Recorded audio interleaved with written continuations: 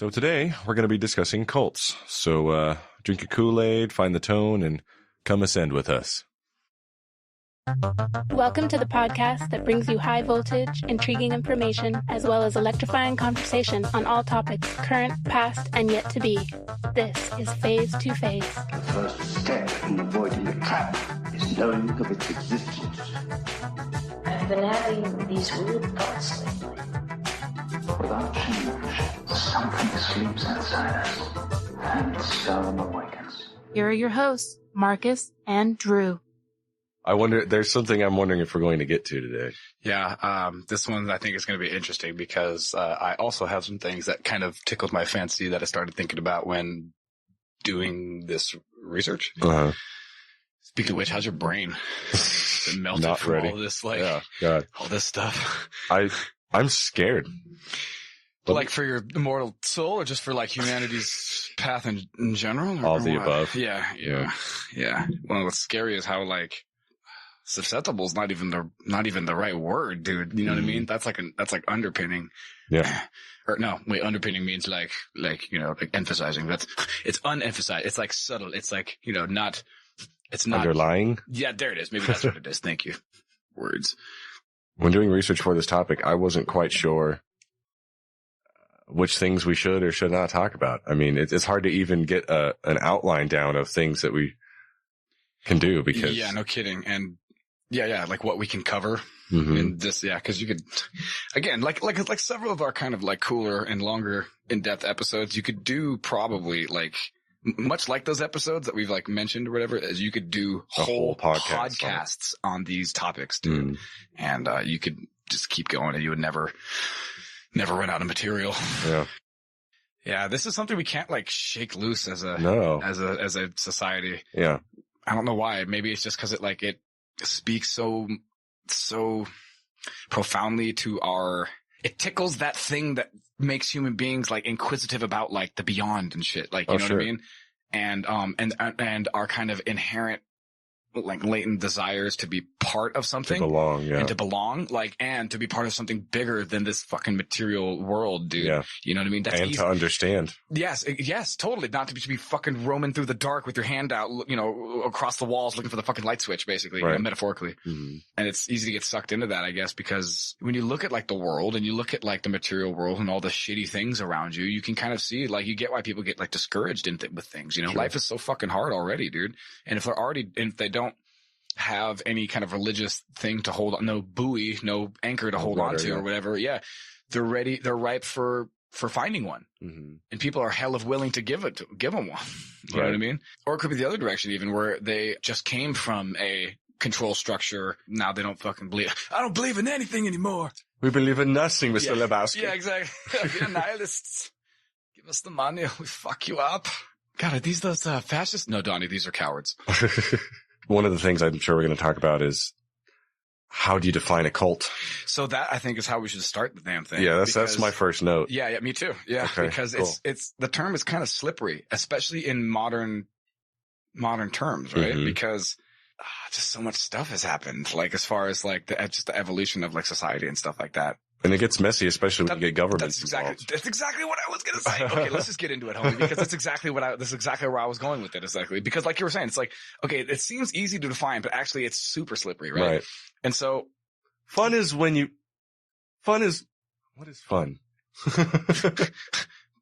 F is for fire that burns down the forest. U is for uranium. Bombs. Exactly. And as for those survivors, and I don't remember what the rest is, but religion, when taken to its extremes, is obviously it tends to no longer, to promote love and acceptance or a sense of like community or fulfillment or whatever. And the stated goal, which is, the stated goal of most religions.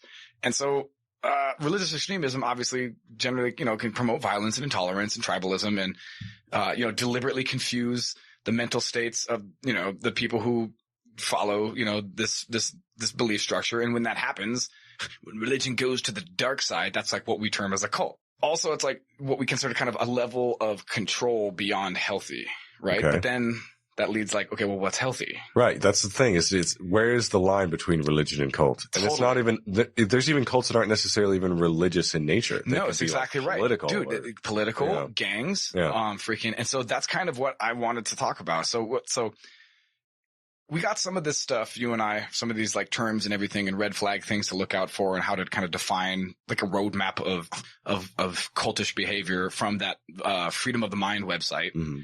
It was like a dissertation published in 2021, super recently. It's like the BITE model, right? BITE, which is BITE, and it stands for behavior, information, thought, and emotional control.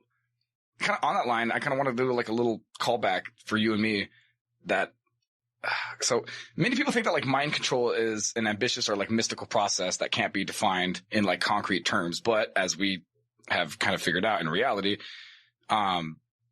through, the episodes that we've kind of done before already, that mind control refers to actually a very specific set of like methods and techniques, sure. Right? Yeah. And, obviously we talked about before, like hypnosis, thought stopping, influence, Ewan Cameron's psychic driving and like wiping of the mind and stuff and reprogramming.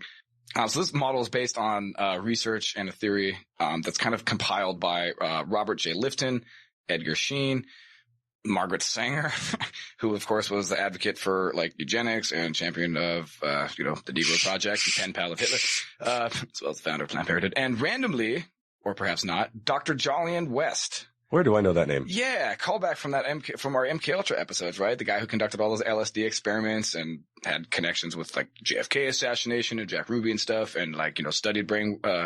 He was the one who deprogrammed Patty Hearst, and that's where the term freaking Stockholm syndrome comes from. Exactly, thank you. As well as research from others who like studied brainwashing in Maoist China, as well as cognitive dissonance theory by this person named Leon Fetzinger and Stephen Hassan. They developed the BITE model that we're going to be talking about kind of in a little bit. Yeah, Stephen Hassan's become kind of the go-to expert these days, or at least in the last decade or so. Gotcha. He's the guy. He's the guy. He's the guy that everybody interviews. Yeah, right. Gotcha. Do you have any more time, sir? So obviously we're not going to go over even close to all of the things I just, all the little red like flag things that you need to look out for that their model kind of describes or whatever. But each of the 4 categories that I had mentioned has like a half a dozen to 10, things in them or whatever. And some of them are like, cults can, promote dependence and obedience, modify behavior with rewards and punishments, information control, cut off from family and friends, et cetera, et cetera, et cetera. So these are some of the things we're going to have to keep an eye out for as we kind of discuss some of the, ins and outs and logistical stuff of, the history of these cults and some of this interesting stuff here. Okay. Are we going to discuss the cult tactics? Cause I feel like you brushed it a little bit cause I kind of expanded on that a little bit. Please. Some of the tricks in the, old cult playbook, changing of language, I saw it was a kind of a thing, like, yes, where they'll either, again, that's like the mind control thing where they sometimes give people different names. They'll rename them. Names is another one. Yeah. Your name is your identity. And 100%, dude. Your brain associates that. Like there's subconscious associations that you're not even aware of when you're like, oh, I changed my name. It's not quite the same thing, but a lot of things have like code names or whatever, 100%, dude. Everything's dehumanizing and stuff. Yes, exactly. Or compartmentalizing, right? No, it's not me that's doing it. It's this other, this is alternate dissociative identity disorder type stuff. Right. As you kind of mentioned, the loss of family and cutting people off, especially family. For some people, it's also the allure of gaining a sort of pseudo family. 100%, dude. For people who don't have one or don't like the one that they have. 100%. Or maybe they want to be in control of the one they do have. And then they go into this organization that says like, oh, well, be the priest holder and everything. And you're the dude rocking it. And, she has to be subversive to you or whatever, or vice versa. You know what I mean? You might be in some other cult that's like, no, only one person runs the show here. Like, and sort of going along with that is the sort of loss of self and identity, then cutting off of any sort of outside influence. Only listen to me. Echo chambers, dude. Yep. Totally. And there's like a peer pressure angle there too. For sure. Some of our listeners might be familiar with the Ash conforming study, which we've kind of mentioned before, but not named. Am I familiar with this, Marcus? Yeah. It's that whole, group influence thing where they have only one person is actually part of the experiment and everybody else is in on it. Yes. Yes. And they try to get the one person to change their mind about something that's obviously like false. A line that's longer than another one or vice versa or something like that. Yes. 100%. When they do this sort of similar study over and over, the statistics are pretty scary. You get like 2/3 compliance of people just going along with things just because they're quote unquote peers. And I can't remember the name of that other study, but the one where they have somebody who they think is behind like a panel where they can't see, and the subject who's being studied, who they think is actually part of the experiment because they think that they're in control. And they have like a dude in a white lab coat behind them, and their job is to, what's that? Sorry, go. Their job is to like shock the other person on the other side. Yeah. Mm-hmm. And then basically like they, like way more often than not, they took it up to like the lethal, like, thing just because of the power of authority, dude. Right. The perception of authority. This is also what I'm going to be talking about here. Yeah. So all these psychic levers that we've talked about time and time again, is are kind of the things that's why this episode is, I think, is so interesting to me. It can get tricky too, because especially in America where we have religious freedom. Sure. And so like, it's most trickiest in America where we have not just religious freedom, but all kinds of other freedom of association, absolutely, and private property. And I mean, depending on who you ask, which governments or which individuals you ask, you could say that, the Nation of Islam is a cult. Scientology is a cult. Sure. Falun Gong, Hare Krishna, Unification Church, the Rajneesh up in Oregon. Yeah. You know, it that all dude depends. for sure. No, for sure, dude. How about the LDS, dude? Right. You know what I mean? Like freaking, as litigious as they are. Allegedly. Oh, sorry, hold on. What I meant to say was... Sorry, Drew has been replaced. Everything's awesome. By Brother John. Elder John. Elder John, right, sorry. No, I'm going out on my mission soon, so I haven't gotten my wings or whatever, my magic undies. Kind of on that like social angle, I want to talk about this. So this dude named Jean-Jacques Rousseau wrote this book called On the Social Contract, and he coined this term called a civil religion. Okay. And I thought this was interesting. I only kind of like touched on this a little bit because I just found it. I know about Rousseau, but I've never heard that. No, exactly. Me too. Yeah. And so a civil religion basically is a belief structure that helps to unify the state by providing its, like sacred source of authority. So, okay. You know, many of the mechanisms of like patriotism simultaneously appeal to that authority, right? And like, it's very similar to like organized religion, you know, as well. While at the same time, it like fulfills the like ritualistic requirements of this like civil religion, you know, and to impress upon the people this sanctity to the rest of society, right? So just from kind of different social angles, not to like kind of pick on any one side or whatever, but that's why I kind of ride freaking cultural Marxism and shit so hard, where I'm always complaining to you about all this like CRT woke shit. And what do I always call them? The woke cult, right? Which is hilarious because freaking these motherfuckers too have like similar, you know, freaking, you know, type of dogmatic stuff or whatever, right? They have their rituals, they have their holy texts and stuff like that. They seek ideological purity. They have symbols packed with meaning. They have patron saints, you know what I'm saying? They have unshakable worldview of their righteousness, you know, seeking out heresy, cancel culture, all this type of shit in the name of like compassion, right? But, you know, who else does that sound like? So check this out. Freaking this other dude, named Murray Rothbard, he wrote this book called Anatomy of the State. Okay. And this is also super interesting because it asks the question, like, does the state not try to emulate those exact characteristics that I was just shitting on, like all these Antifa, uber woke fucking, social authoritarians on? They have the same. Matter of fact, this guy's basically saying that the state is a particularly unique evil because of their perception by the majority of the people. The one thing that separates the state from other criminal organizations like cults is what? Their legitimacy. Their perception of legitimacy. Yeah. Exactly correct, dude. And so that's kind of where I think is the underlying thread that runs through this like whole thing that we're going to be talking about today for cults and stuff like that. Don't believe in their cults. Believe in our pretty cults. much, dude, right? Let's just start off right off the bat and just make some powerful enemies here. So, I'm definitely not going to do, LDS because of their notoriously litigious, plus everybody knows about them. You know what I mean? They're like the boring cult of today. They're like old news. But not to fear because, this next group's got tons of similarities. Oh. And that's, Jehovah's Witnesses. You might have, heard of this group, but not a lot of people know. You might have thrown their pamphlets in the garbage. Exactly, right. Totally some, kind of well-dressed people would come up, kind of looking kind of weird, kind of being super pleasant and happy or whatever, kind of pass you some stuff that looks a little weird. Also, another name for them is the Watchtower Bible and Tract Society. They're basically a doomsday cult who are proponents of mass genocide perpetrated by God, as you do. It kind of sounds a little mean, but when I describe it, you guys can make up your mind for yourself. Doomsday cult. What are those? We're going to see a few of those down the road. Yeah, totally. That's like a hot button topic to be in a cult. It's like, dude, time is precious. Time is short, and don't spend it doing whatever you want to do. Spend it doing what we think is the right way to do it. Yeah.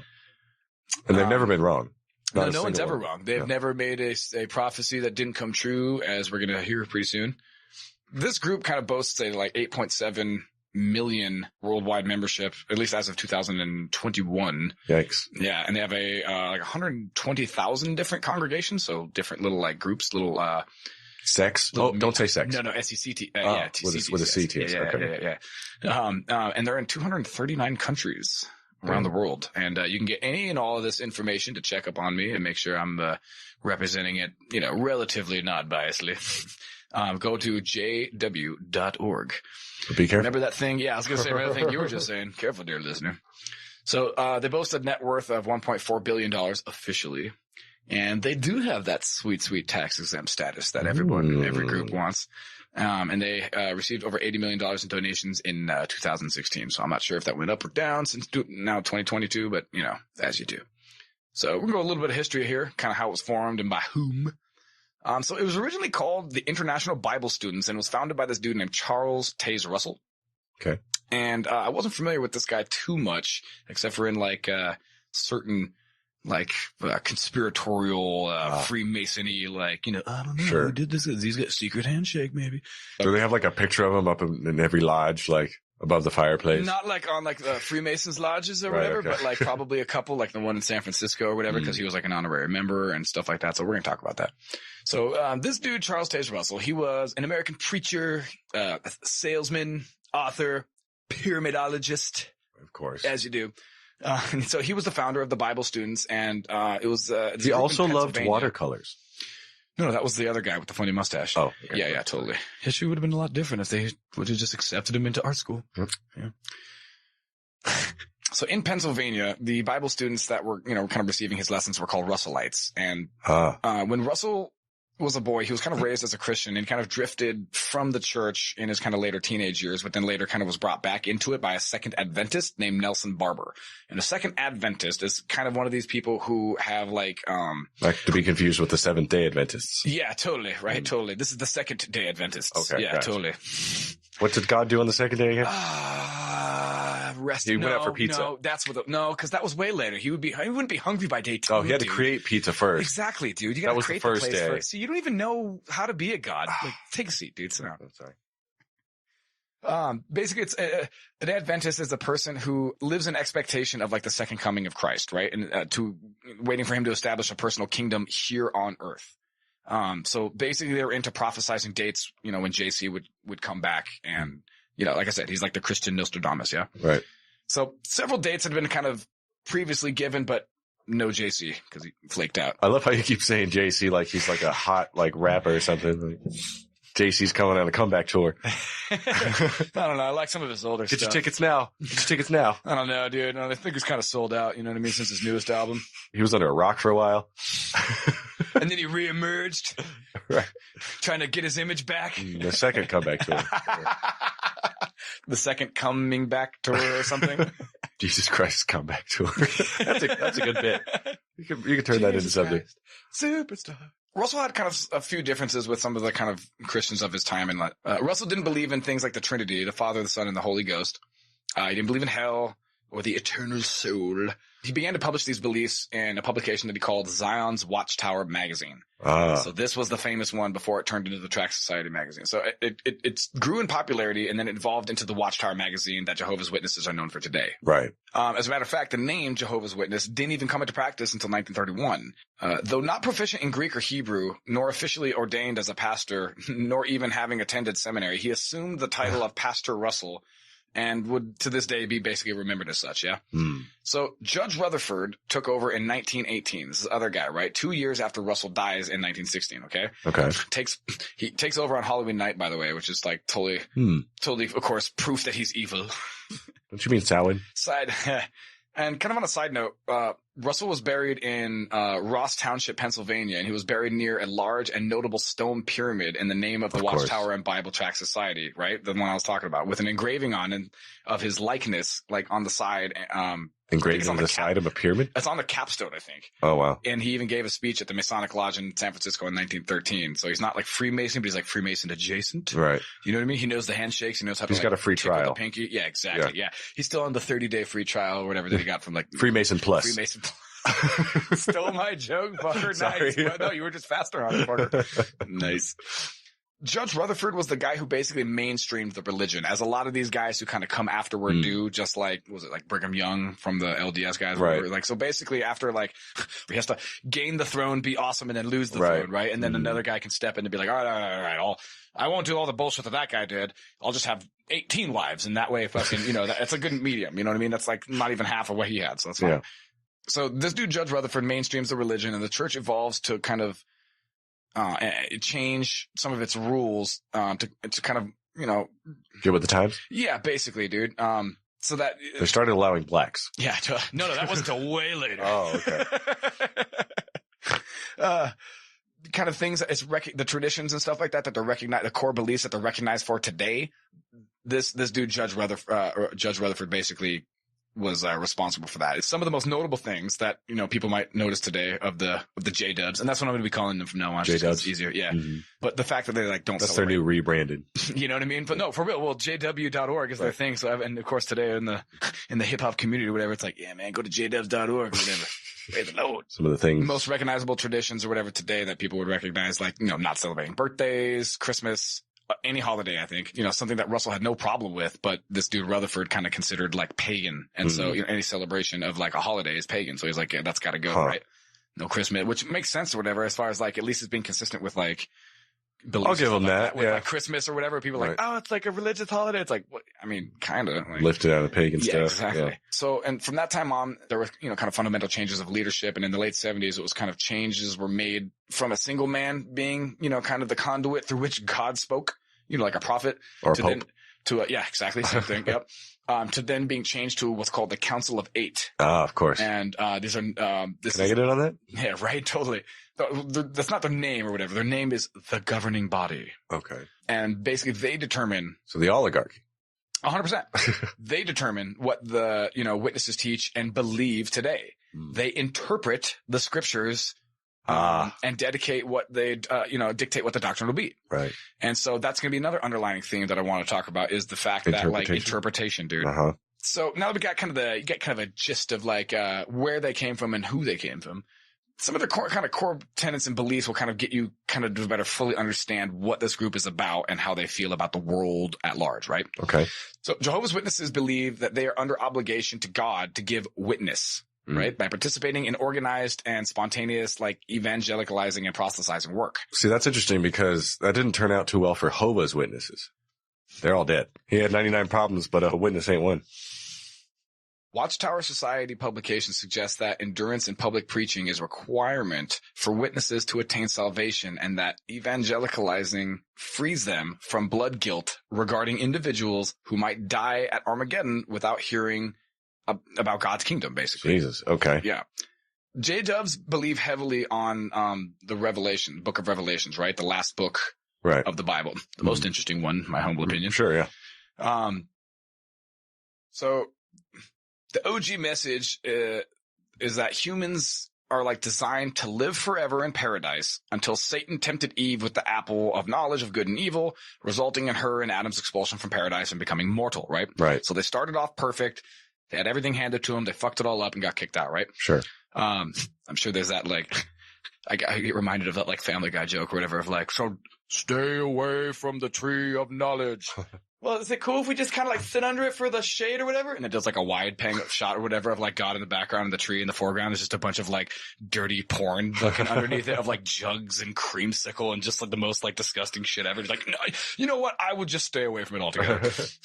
So these guys are biblical literalists, right? The Bible is the literal word of God, right? Not analogy, right? Or allegory, rather. Excuse me. Just through their interpretation. 100%. And so their book is called, their interpretation of this is called the New World Translation. Randomly, when I was in jail, a dude recommended this to me because it was easier to read because I wanted to read some biblical shit, right? Right. And I was like, kind of sick of like the King James, just kind of sick of the King James version Bible, like, cause there's all these these and thous and shit, right? Right. And same reason why people fucking, cause we're so uncultured or whatever, same reason why we can't like digest Shakespeare, right? And so these dudes. Or why people fall asleep during mass. Basically. So basically these motherfuckers they came out with the Bible handbook. It, yeah. And freaking basically took all that shit out and made it hella digestible, but they also changed a bunch of other shit, right? Right. Yeah. Because again, translation. Right. Interpretation. Mm-hmm. So it's the same problem with my anime, you know?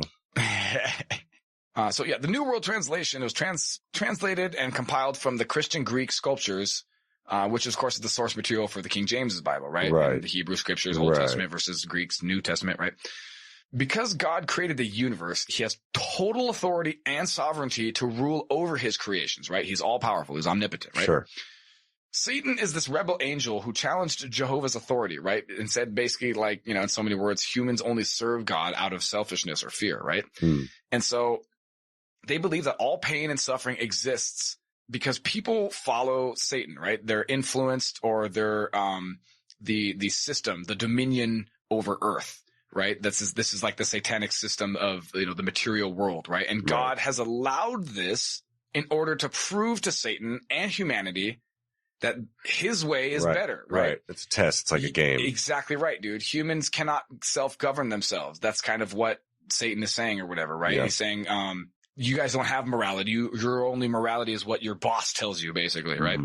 I watched one of these videos, and their analogy was kind of basically like Jehovah is the teacher up in front of the class, right? Up in front of the chalkboard, teaching them his way, and all the angels are sitting in class, right? Right. And then this like smart alecky little shit fucking stands up, and whoever's like, no, I know a better way. Yeah, with his fucking leather jacket and his like slick back haircut, and the smoke's rolled up in the How old are these guys in this podcast?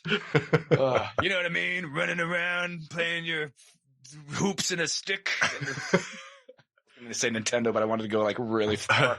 Rebel without a cause. Yeah, right. Lisa, what are you rebelling against? What do you got?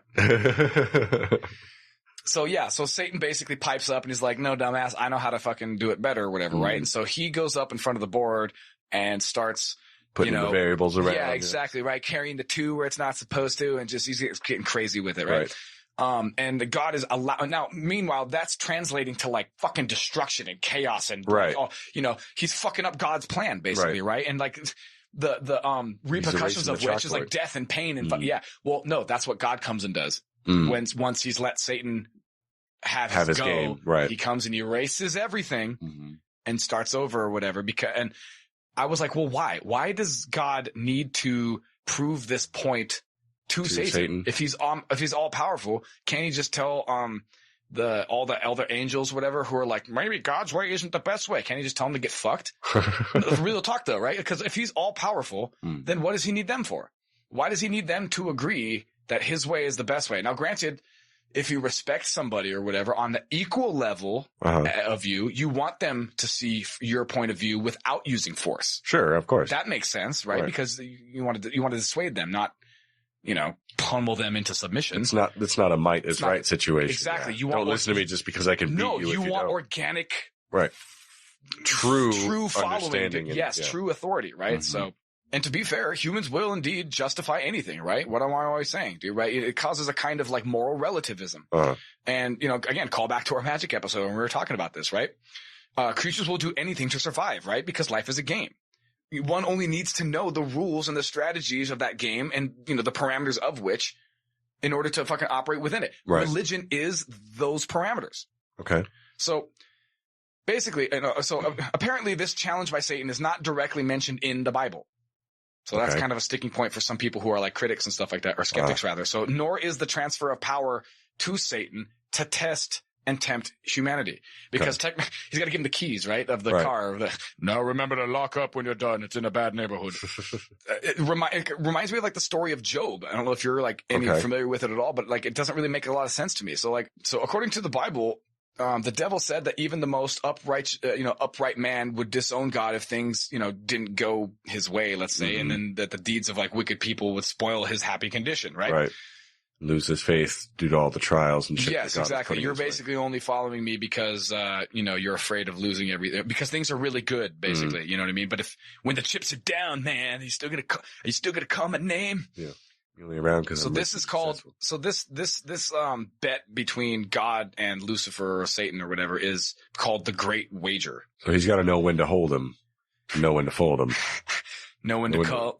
Know when to walk away. There, that's what it is. God damn it. What is that? Is that fucking, walk the line?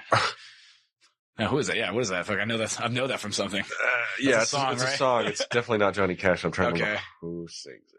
But basically my point was that like, unless this great wager kind of came in the wake of Job, it just seems like the stakes were raised by Satan and God. You know what I Okay, mean? yeah. Which seems kind of petty to me because it's like, Satan's like, all right. You're right. Job, praised your I lost name. that one. Even when exactly. Okay. I didn't get that one, but I fucking bet you, dude, if you let me do this to enough people, eventually, you know what I mean? All, win or whatever. And so that's wager was created, which again, to me, that seems kind of like petty. Like, why would God give a shit basically what Lucifer thinks? So, Just to prove himself right, because he wants that true understanding and true belief. yeah. Like we were just talking Yeah, about. totally. But like, then that means to me he's not all powerful because it's like, you know what I mean? Like, why would he care then? Like, why does he need to dissuade the class, dude? Why does he need to prove to the rest of the angels that fucking Satan's way is wrong? He needs to get them to see it. Why? Well, I mean, sure, he could flip his fucking whatever. Sure. But why? I mean, Why not? I don't know. Do we talk about the psychology of God? I mean, Yeah. because he had to prove it to his father, hard one man. to pin down, He man. has to prove it to his father. I can do this without you, man. Gave me the keys to the car and I ran into the ditch, dude. I gotta get it back up. I'm so busted. So according to Jehovah's Witnesses and their teachings and stuff, it seems like God is basically an interventionalist, right? He steps in, As necessary. Yeah, as necessary. Noah and the flood to punish the wicked, Sodom and Gomorrah, et cetera, right? You may have noticed kind of some conflicting concepts here. Why intervene in any of these like minute cases if the whole concept is not to intervene at all? Right. You know what I mean? Let the game play out. Let the game play out. Why do you keep like again, that's like Satan up there on the board writing stuff and trying to do his like carry the one and all that, and then God coming over and being like, no, hold on, let me just erase this a little bit. Right. No, hold on, let me come God's over there erasing erasing the brackets. just a little bit. Yeah, exactly. You don't need a comma here, dumbass. Like, you know what I mean? But it's like, well, just stop. Leave it alone, right? Like, fucking Satan's in control. I'm not finished yet. Leave me alone. God. Just an angsty asshole teenager with like half of his face covered with hair. He has to continuously like. And the other half his covered face. with acne. Yeah. So J-dubs also believe in this thing called the appointed ones. There are 144,000 of them will be chosen to serve in heaven at God's right hand. Ooh. And I don't know kind of if it has anything to do with anything, but 144 is perfectly divisible by 12. Yeah, 12 apostles, 12 hours, or 12 fucking months, blah, blah, blah. I don't know if that has anything to do with anything. I don't think people would want to serve as my right hand. No, totally, dude. You know what I mean? Freaking who knows where mine's been? You know what I mean? Like, you'll never know, and you'll have to serve it at any time. But yeah, it sounds like super VIP, right? Gold wristband type shit, right? So, or I guess gold wristband floating over your head. You know what I mean? Cloud table with bottle service. I don't know. I'm going somewhere with this, but basically, yeah. So, the appointed ones will basically rule over this thing called the Great Crowd. And the Great Crowd is basically all the people that live on Earth who are the survivors of Armageddon. Okay. Armageddon is the destruction of the system. Okay. The satanic system, right? Okay. Satan's going to run it into the ground and freaking, a bunch of people are going to die in Armageddon. So I'm not sure what Armageddon's going to be from, maybe like a nuclear war or something, but like they're always, again, doomsday stuff, right? They're always heavily centered on Armageddon. Right. So randomly though, or I guess perhaps not, like after Armageddon, all things will be, the people who survive, will be part of this thing called the Great Crowd, right? And so all things will be cured. You'll have perfect bodies and perfect minds. You'll be able to live forever. And their job is to bury the billions of skeletons of dead motherfuckers that are all over the place. You got to cleanse the earth of the massacre and pave the way for the, the resurrection of the righteous. Yeah, exactly. Acts 24:15. Their job. I'm going to read this here real quick because this is part of their, it's called, quote, "What does the Bible really teach us?" Chapter 7. Quote, "They too will be resurrected and given time to learn about the true God and to serve him. During this 1,000 years that the dead will be resurrected and given an opportunity to join faith with humans on earth and serving Jehovah. It will be a wonderful time. It is what the Bible refers to as Judgment Day, blah, blah, blah." So basically, big party, happy, fun time. Yeah. You a winner. This is where the whole concept of the first will be last and the last will be first, kind of meaning that those who died most recently will be resurrected first. First in, last out. Exactly. Working backwards chronologically to like presumably the first humans. Right. Thereby giving them the opportunity to find salvation, which they didn't have the ability to before because they were not living in a time in an unlikely time. Yeah, where they had access to God's teachings, right? So they all I mean, that's fair, you know. It kind of makes sense, which is kind of, at least there's some logic That's there. better than, it's better than some things. Yeah. So today's better than Dante's generation version, will I guess. be to teaching the previous ones. So, right. So basically after this 1,000 years of Judgment Day, which apparently is one day in God years, which is pretty cool. It's like dog years, but way better. Okay. It's the opposite. See? Exactly. Yeah, totally. So after this one day, after this 1,000 years of Judgment Day or whatever, right? After the Armageddon. Okay. 1000 AA. I don't know. After Armageddon. A really lame joke. I thought you were doing some sort of like Alcoholics Anonymous. I was trying to work that together, but I couldn't figure it out. Marcus, do you have a problem? Angels do you Anonymous. sometimes drink alone? I'm drinking alone right now. Hell yeah, man. Sometimes. I prefer to drink alone. But with nobody else. Yeah. God damn you, George Thorogood. So after the 1,000 years of Judgment Day, Satan is then locked up in the abyss. Nice. In the Phantom Zone. That James Cameron documentary. Oh. He's forced to watch James Cameron for 24/7? So he's down there hanging out with Ed Harris and breathing liquid oxygen and, looking for aliens. But so after this like time period, Satan then gets out. For good behavior. Yeah, exactly. Sitting there in front of the parole, parole board, freaking rehabilitated. Well, that's just a made-up word for fancy people like you to wear a suit and a tie and have a job. Go ahead and stamp your form, Sonny, because to be honest, I don't really give a shit. So basically, after Satan gets out, humanity will be tempted yet again.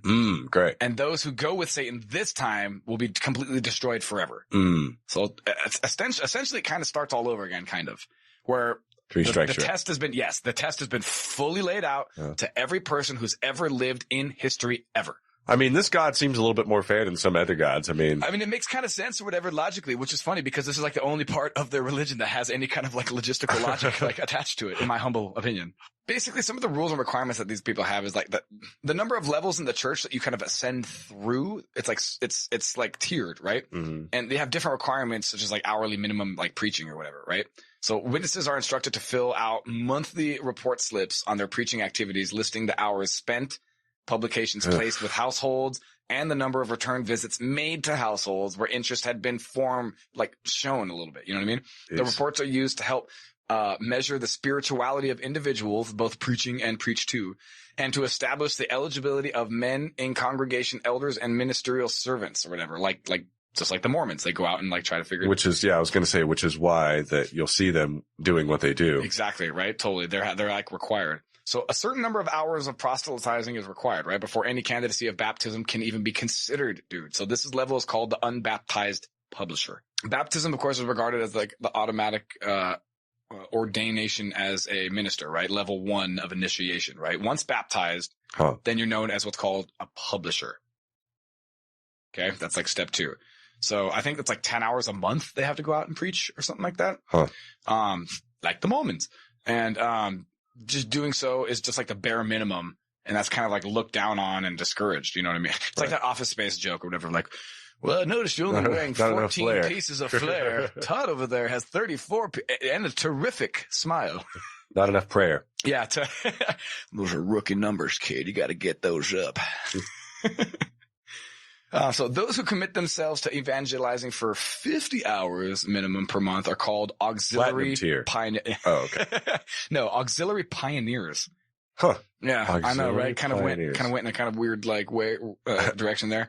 And they haven't changed that one since the 1800s. Those who reach the next level of preaching for 70 minimum hours a month are called pioneers. Then the final level is a monthly minimum of 120 hours, and it's called a missionary service. So you have 4 or 5 tiers or whatever, depending on how awesome you are. Right. So what happens if you slip one month? I imagine there's some sort of punishment or whatever, but if you're doing hell of well in everything else, they'll probably just sweep that under the rug. You know what I mean? Freaking, you get a little domestic disturbance with your wife. You just sweep that under the rug, man. Hey, this guy's been doing 69 hours. That's almost 70. Give him a break, dude. Yeah. I mean, it's just he believes. It's just like anything else. You fake the papers, documentation. Fake it till you make it, bro. Yeah. No, I spoke to Todd Williamson and Bill Smithson. It's a lot of Smiths around here. Hey, I'm in Utah, okay? Yeah, right, totally. That would totally pass in certain places. That makes sense. John Smith, John Smithson. John Excuse me. Smith said, I'm John Smith. John Smith, 1882. My mistake. no, my son is also named Bort. Come on, Bort. Seriously? We are out of Bort license plates. Specialized territorial maps of residences and like commercial areas are prepared within the boundaries of each congregation's territory. Yeah, bro, they're strategic about this. And they distribute it to the publishers who are responsible for preaching within that area, like a beat cop, right? Like the Mormons. Again, going back to the whole government thing. Mm-hmm. It's all connected, dude. So Jehovah's Witnesses do not stand for national anthems. They don't salute the flag. They don't vote or serve in the military. Fucking commies. Be careful about that, not standing up for the national anthem shit. Man. You know what I mean? Freaking. Well, I think South Park did that thing where their J.J. Abrams like changed it so you could stand, kneel, or sit for the national anthem or whatever. So that he rebooted it. Yeah, that's what it was. Thank you. Help us. We want to member again. As well as kind of conventional rules like, no cussing, no drugs. Prescription drugs are okay, of course. No smoking or vaping, no rated R movies. No tattoos, right? Yeah, the body's totally. a temple. No, exactly. Which is kind of weird because, like, again, it's kind of like an interpretation thing. But awesome! That's I was what that hoping was. fucking that was coming here. I think we just got smited. Anyway, so I just thought that was kind of interesting too. Like rated R movies, that's like weird because like consider that the ball. Thank you. Consider that the bar is always moving. Oh yeah. Right. The more that as the decades go on, what's rated R? 10 years ago is not rated R now, and vice versa. So anyway, no premarital sex, of course. And so, also no soaking.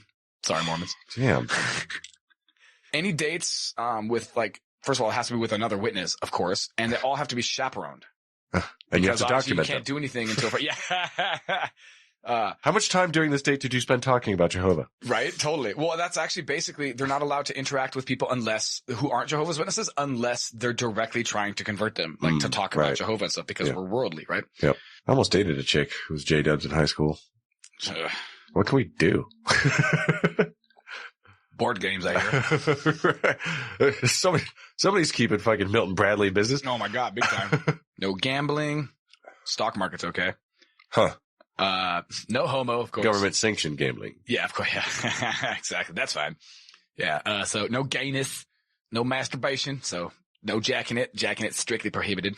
Man, I was cool with everything else, but I mean, after that, you're just like, all right, well, that's where I got to throw my hands up. Draw the line. Well, at least one of them. Yeah. The other one's busy. Modest dress, clean shaven, adhere to social conservative gender norms like no piercings or dyeing hair. Freaking girls have to dress like girls, boys have to dress like boys. Like the Mormons. Of course, drinking alcohol is fine, apparently. But in like what they consider moderation. No drunkenness. So you can get hammered, but not like super. You can get hammered, but not schmammered. There you go. Exactly. Don't be slurring or slamming. So, consistency resides not here. Jehovah's Witnesses do not celebrate most holidays or events that honor people who are not Jesus.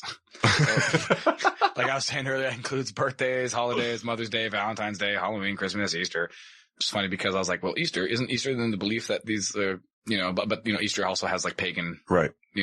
Adopted, spring, equinox. Yeah, exactly. Esther and whatever her name is and all that. The hair club for men. Oh, yeah. The organization says that, quote, Christmas is not approved by God, end quote, because there is no proof that Jesus was born on December 25th and that the symbols of Christmas includes the lights in the tree have pagan roots. So that's all obviously. 100%. So Jehovah's Witnesses cite the Old and New Testaments as the biblical basis for refusing blood transfusions. Right. So they believe that it is God's will to, quote, abstain from blood, end quote. And that's from Genesis 9:4, Leviticus 17:10, Deuteronomy 12:23, and Acts 15:28 and 29, just for all you guys who give a fuck. And section 3, subsection F. Exactly. Article 5. Down and that's there, why motherfuckers. Salmon form. So motherfuckers have died because of that. Yeah, legit, dude. For real. Followers are prohibited from having any relationships with those who are not part of the faith, right? Unless you're not preaching to them in an attempt to directly save their soul, like we were saying before. So no friends outside of the church, echo chamber, right? People who are, quote, worldly, right? As seen as bad influences or, quote, bad associations and, quote, to be avoided at all costs. Jeez. They literally don't even talk to you sometimes, especially if you're an apostate. So J-dubs are advised to not join groups or teams outside of the faith and are also discouraged from higher education. Really? 100%. Well, bro, you get out into the world and you start can't be getting out there questions, experiencing things and critical thinking. Start thinking for yourself. Bro, you start turning that critical thinking inward, dude, and there's going to be a fucking problem. Those who leave the religion are kicked out or disfellowshipped and are subjected to extreme forms of shunning. You know, parents, siblings, friends are instructed to cut all ties. These are people called apostates. They will be told to talk to the hand. 100%, dude. The stakes are kind of doubly raised for those who join later in life because it ties with your existing family and friends. And they got to catch up on all those hours. Yeah. Oh my God, right? Totally. The backlog on the paperwork is going to be insane. It requires you to cut a lot of these people out of your life once you join or whatever. There's some of those red flags we were talking about. And in order, to kind of please your new family, like we were saying. So one could lose, both if they're then disfellowshipped. Right. You can lose your whole family and your big community family, right? And that's a big reason why a lot of people are scared to leave, even if they are aware of what's happening to them. them. You've built this support system around you that, made up of all these things that you value and hold dear that you are, so fucking terrified and afraid to even like potentially lose that now the support structure you've built is a fucking prison, dude. Yeah. Right? It's, as a great man once said, the things you own end up owning you. And that fear of loss is basically leveraged by the church or whatever group, right? Because fuck, dude, we're basically animals, right? We're creatures of habit and motivation to adapt and survive, right? Yeah. So, most people, of course, would rather conform than to be fucking cast adrift, right? In the darkness. Like, remember we were saying, struggling to find a light switch and find out which way in life is the best way to go without fucking leaving a wake of like shit in your way. Yeah. And don't leave the boat. Yeah, exactly, dude. Cause it's uncertain, right? And this uncertainty in one's mind and thoughts and have consequences, by the way. And it's probably fucking terrifying, dude. You know what I mean? It's probably this weird dual thing of being like, oh, I'm totally responsible for my own actions now. How awesome is that? Also, holy shit, I'm totally responsible for my own actions and shit now. You know what I mean? And it's gotta be terrifying. And to be cast adrift on the stormy ocean of the consciousness. So the last thing I'm going to talk about is just kind of some of the scandals that just this one that kind of really stuck out to me, and it's kind of a tale as old as time, and it's not going to be surprising to you whatsoever. And it was called the Royal Commission. It's basically the subject of intense international criticism, like lawsuits and this thing called the Royal Commission. It basically had criticism of the witness, no, Australian. Oh, the Royal Commission. Yeah, Royal Commission. Sorry. Hey, the Royal Commission.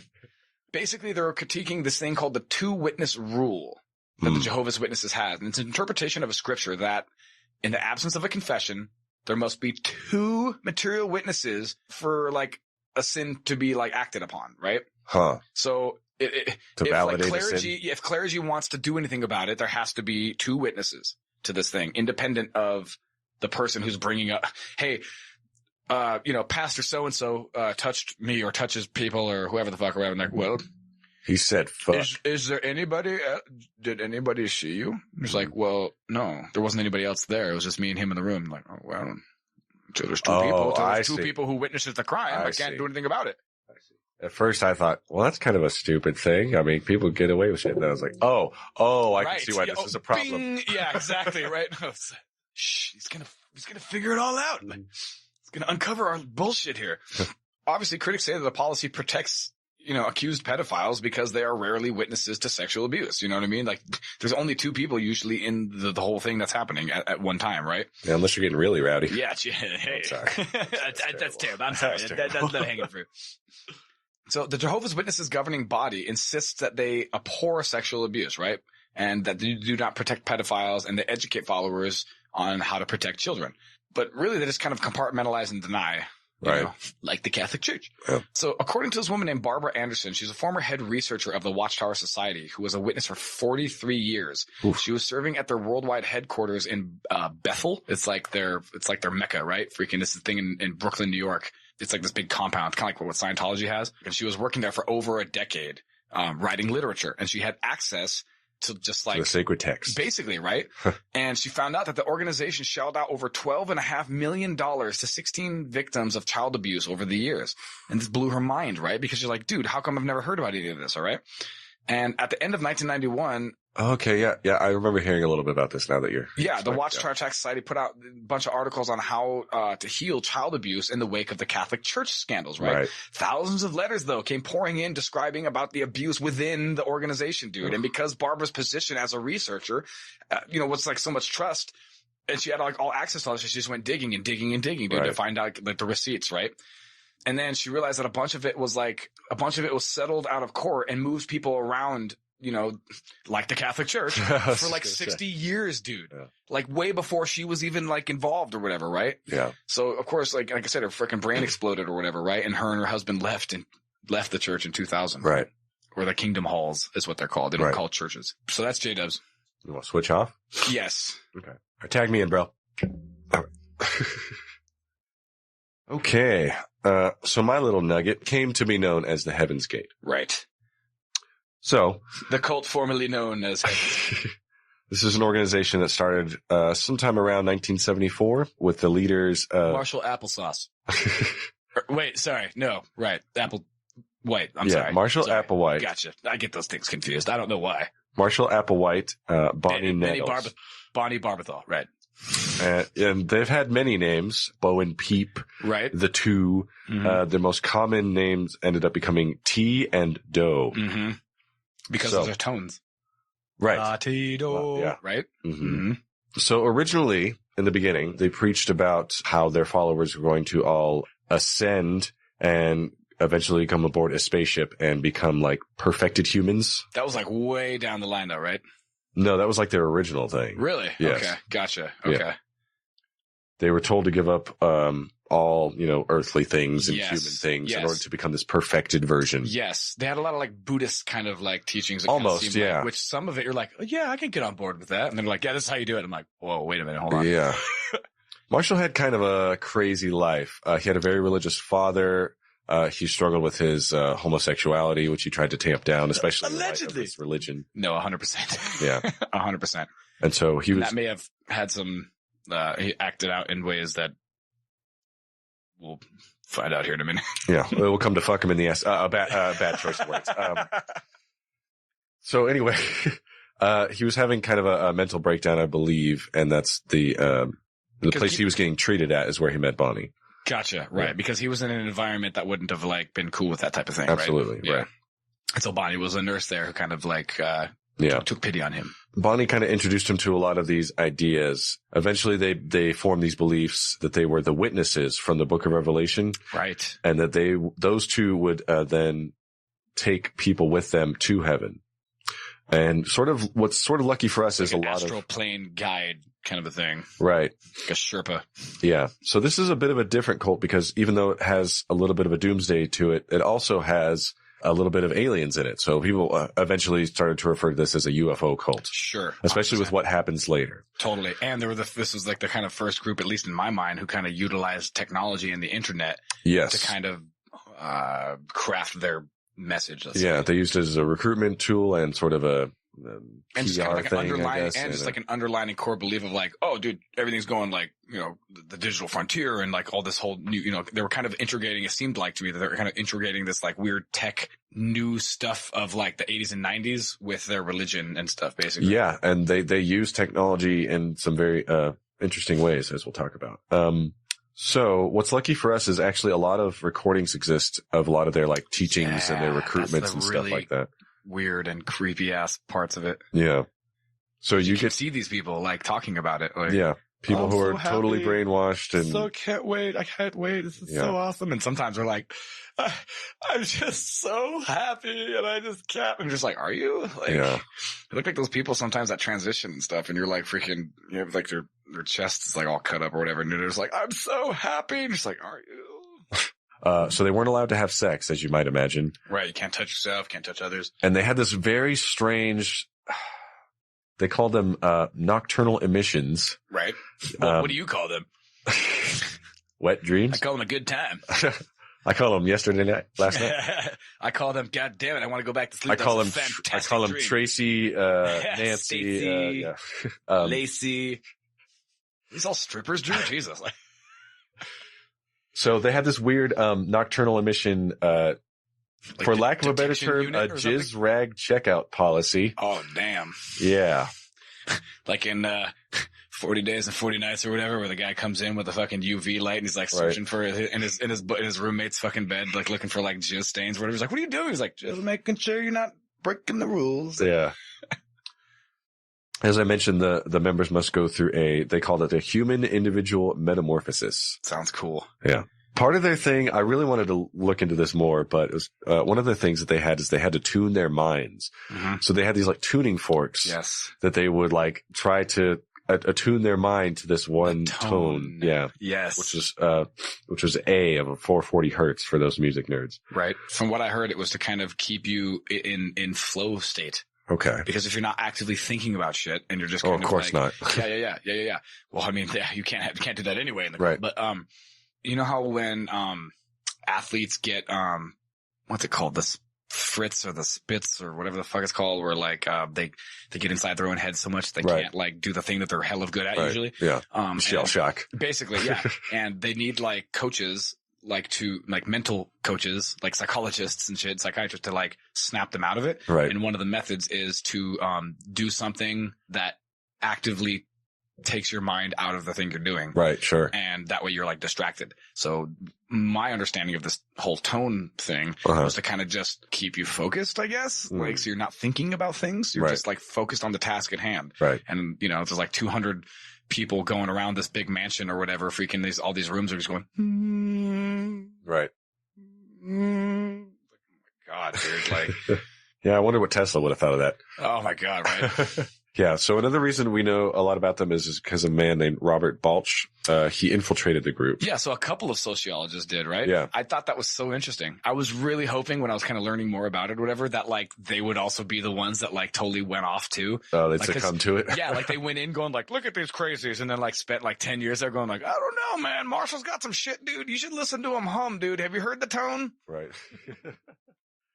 And what he found was actually very interesting. According to his findings, there was no real coercion going on and no what he considered brainwashing. Yeah, this is an interesting cult because these guys are kind of different than all the other ones. Where all the other ones, at least that I've kind of familiar with or whatever, have a distinct undertone of force and subversion and like very like, oh, you can leave whenever you want, but why would you? Like, you know what I mean? Where it's like, oh, there's like this kind of semblance of free will where you can stay or whatever. This is like full on like, no, you guys can fucking leave at any time. Yeah. And again, which one of the things that's kind of crazy about human psychology is that once you've like spent so much time in this group, like there were people that were in this group for like 20 years. Mm-hmm. They didn't think by the time that evolved to what it did, you know, it's too late to go back because, you know, you've already invested yourself so heavily into this, dude. And human beings don't like to hold the mirror up and be like, whoops, I fucked up. Yeah. I sacrificed my whole life and family for this thing that is now maybe not true. Yeah. And I've heard some really heartbreaking stories about this cult. We may or may not talk about. They started becoming popular. And like I said, they were going around in places and recruiting in a lot of things, a lot of colleges as you do and stuff like that. Yeah, a lot of young, impressionable minds. And then the media started cracking down on them and kind of exposed the two in 76, coming out with that whole story of how they met and everything like that. So then after that, a lot of the membership kind of dwindled, like, you know, the unfaithful people, the people who were super committed, they left and the cult kind of went underground. So at this point, the membership dwindled to about 50 remaining members or so. Okay. And like I said, from like 200, right? Like there was a lot. Yeah, there were quite a few. Yeah. Let's talk about a little bit of their culture, their practices. Mm-hmm. They pursue perfection in everything, kind of like the samurai thing we talk about. Totally. Like there's a perfect way to do every little thing. For sure. Whether it's like pouring a cup of tea or whatever. Yeah. And that was part of the whole becoming the perfect human type deal. Pouring a cup of tea, not touching yourself, you know. They had the classic name change. They had these weird things where they would take their name and add Odie to the end of it. Yeah. They had sort of a soft uniform. They all kind of dressed alike. Yeah, that was the other kind of underlying thing of kind of uniformity of look and removing of, it kind of helps that, removing of temptation, earthly like temptations or whatever, because if everybody kind of looks the same, nobody's going to get the, if everyone's dressed in like a big gown that doesn't really show your form and stuff like that, and everyone kind of looks androgynous, you're not going to get like sexually attracted presumably to the person next to you. And the women and the men would all cut their hair in this very certain way. Totally. They assigned accountability buddies. They called them check partners. Oh God. Okay. So this is another kind of a thing that is a red flag thing for me or whatever, because so many times, as we're going to be finding out too, in some of these other kind of like diving into some of these cults, is that they don't really trust anybody, and so they want people to always be kind of on the lookout for descendants. Yeah. You know, and they would always dissidents, just snitch on each other. 100%, dude. Yeah. Like, and again, how's that any different than like the state or whatever? Like, it's like some like Maoist China or fuck modern day China or even like Soviet Russia or whatever. Everyone's trying to narc on their neighbors, right? Right. But then at the same time too, though, like you don't want to be in a situation where everyone is, you know, ignoring, you know, when the whistle should be blown, but nobody wants to rock the boat because they don't want to be ostracized or whatever either. You know, that's also not a healthy society. Yeah. And that sort of environment creates, you know, like the super faithful who will just like do crazy shit to prove their loyalty and their even if they don't even believe it, but just because they're afraid, they're like, well, no, I'm just, you know, freaking. Yeah. I don't want anybody to think that any descent is coming from this direction. Right. Really. And so remember that when we talk about some later stuff that happens. Yeah, no kidding. And you have to remember the time that this is going on. So in the late 70s, they moved from campgrounds. They were doing a lot of like campgrounding stuff, and they started moving into houses. Right. This is where they moved to like the big mansion or whatever, right? Not quite. Oh, okay.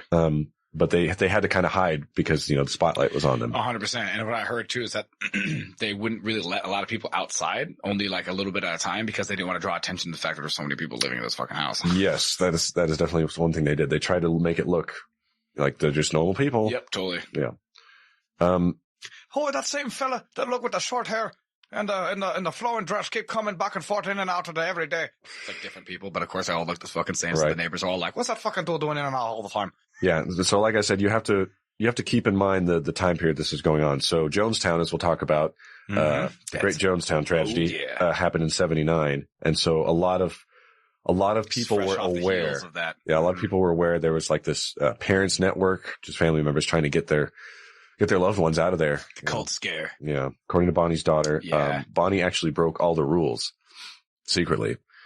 She kept letters she wrote to her monthly. Every month she wrote to her daughter. And right. Which is a kind of a hallmark for freaking leaders, by the way, not kind of really following their own teachings. Do as I say, not as I do type shit. And again, because the leader's doing it, we justify it because like, well, I mean, he's the guy. He's literally the conduit to which God speaks. Yeah.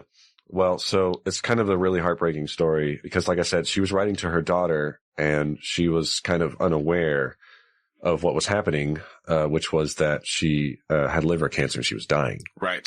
Despite saying to her followers that she was immortal. Obviously, they had this great mission they were going to accomplish. And so eventually she succumbed to her cancer in 1985. Right. Which this is when everything. Right. So beginning of the end. Right. So obviously, if you have your two leaders and they have this great mission they're supposed to do, and now there's only one, how do you retroactive continuity? how do you change the story to fix to fix the current situation? Yeah. So this is a great exercise in that whole thing, that whole cognitive dissonance idea. Mm-hmm. From what I heard, Bonnie like heard voices and shit. So she was actually married before. She had obviously the children that we were just talking about, but she would like talk to one of the reasons why her and her husband like split up is because she was hearing freaking voices from a monk that lived like 300 years ago or something like that, whatever. Right. And Marshall Applewhite also at some stage in his life was hearing whispers and voices and shit like that. So from what it seemed like to me, like these two people had definite like mental problems, but they seemed to kind of somehow balance each other or whatever. Yeah, they did talk codependent type thing going on. Mm-hmm. They did have like some kind of ritual where they went out to like the middle of the desert and they did some stuff, kind of Caroline Parsons type of deal. Yeah. So anyway, parsley, sage, rosemary, and thyme. Yeah, that's the one. Yeah. Anyway, after this, he let everyone go home, which was really interesting, very uncult like. He let everybody go home and to their families. You know, get to reconnect with the society. This is the aspect of that we were talking about of like, okay, well, he's kind of like becoming less psycho. Yeah. And and this is kind of where the group's kind of like, nah, dude, like, come on, like, rule us, fucking, you know, come on, bring us to the edge and shit. Like, believe it or not, only one actually ended up staying at home. Yep. Totally. That's what I mean. They all came back. So strong. Right? That's what I'm saying, dude. Yep. That's what my point is. He's like, hey, I want you all to go home basically. And they're like, okay. And then they come right back, dude. Right. Like, so this guy Doe, Marshall, he's losing his flock. And so he's trying to, obviously he having to mourn the loss of his friend and this, he's mulling over all this stuff. And eventually when people start to come back, he declares himself the second coming. You know, he was Jesus, as you do. And so, and in his eyes, Bonnie, she was God. There was this really strange thing where he asked all the students to marry him. Oh, so I thought they all had that idea. from my research, it was his idea. Okay, interesting. Because from what I heard, freaking that they were trying to cheer them all up, and that was one of the group's like ideas or whatever. And that was another thing that I was kind of taking. Either way, on. it was very That's strange. Kind of interesting to me that, like that the group would be like, dude, don't worry about Bonnie. Shit, we're your wife now, dude. Relax. Yeah. Classic cult leader behavior, though. Like, I'm God and you're loyal to me. Yeah. You guys are all my wives now. Right. What about me? I'm a guy. Yeah. You're not. You're all androgynous. Yeah. And then they started wearing like these wedding rings and they became kind of a symbol for the cult. Promise rings. Right. You know, purity rings. You know, the thing that the Jonas Brothers promotes. Interesting side note here. He loves Star Trek, and he was once quoted as saying, the Borg is actually kind of a good model for what we're going for. Oh my God, really? Yeah. Never heard that. I heard all the Star Trek stuff or whatever, especially he would even use like legit Star in Trek their teachings. Yes, exactly. That was like one of the one things that they were allowed to watch. One of the how weird is that? Yeah, outside Star things. Trek. That's okay. Yeah, because he said, Marshall Applewhite said that fucking God spoke through the writers of Star Trek. I mean, they even show's pretty good. I don't know if I'd go that far, but I mean, at the end, let's call it, they even had armbands that said Heaven's Gate away team. And the away team is what the people that go down from the ship to go check out Earth or whatever, right? Or vice versa. Yeah. Quick weird side note. Did you hear anything else about Star Trek and the relation to that and weirdness? So you remember the actress Uhura? Her brother was in it. Brother was in that fucking cult, dude. Yeah. So Marshall's struggle with his homosexuality led to this very terrible incident where they started to perform castrations. Yeah, something happened and they all went down to Mexico, right? Right. Something happened. Yeah, they were trying to do because that was really the only place that would do that for them. Yeah, totally.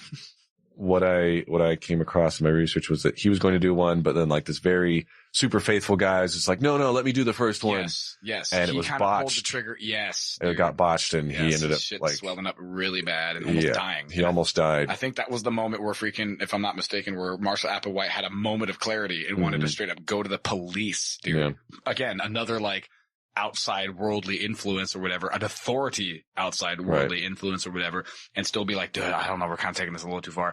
And from what I've heard, his followers like, dude, no, stop, it's cool, dude. Like, it's grapefruit size swelling, it'll totally go down, bro. It's cool. And this cult is an interesting study for that particular phenomenon. Right, the kind of weird flux of like authority going from leader to group, like on different things, all moving in the same direction, by the way, because even when one wants to kind of pull away, that other counterbalance kind of moves in to kind of fix that, right? To make sure that there's not like too much dissent and it keeps going in that direction, dude. That's so weird. Yeah.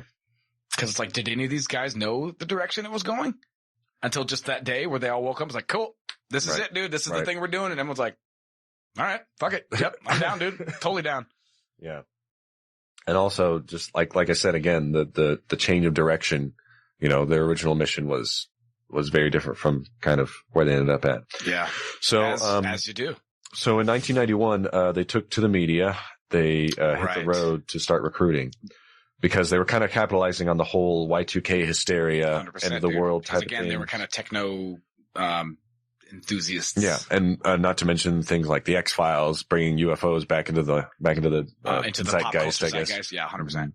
So they actually started recruiting through the internet, like we mentioned. Right, they had a website, right? Right, yeah, which is actually still up. Maintained to this day, bro. Yeah. How weird is that? Yeah, former members still maintain it. And people ask him like, well, how come you didn't leave? He's like, well, I got to do the job, bro. It's like, okay, well, are you going to eventually like join them? Like, oh yeah, for sure.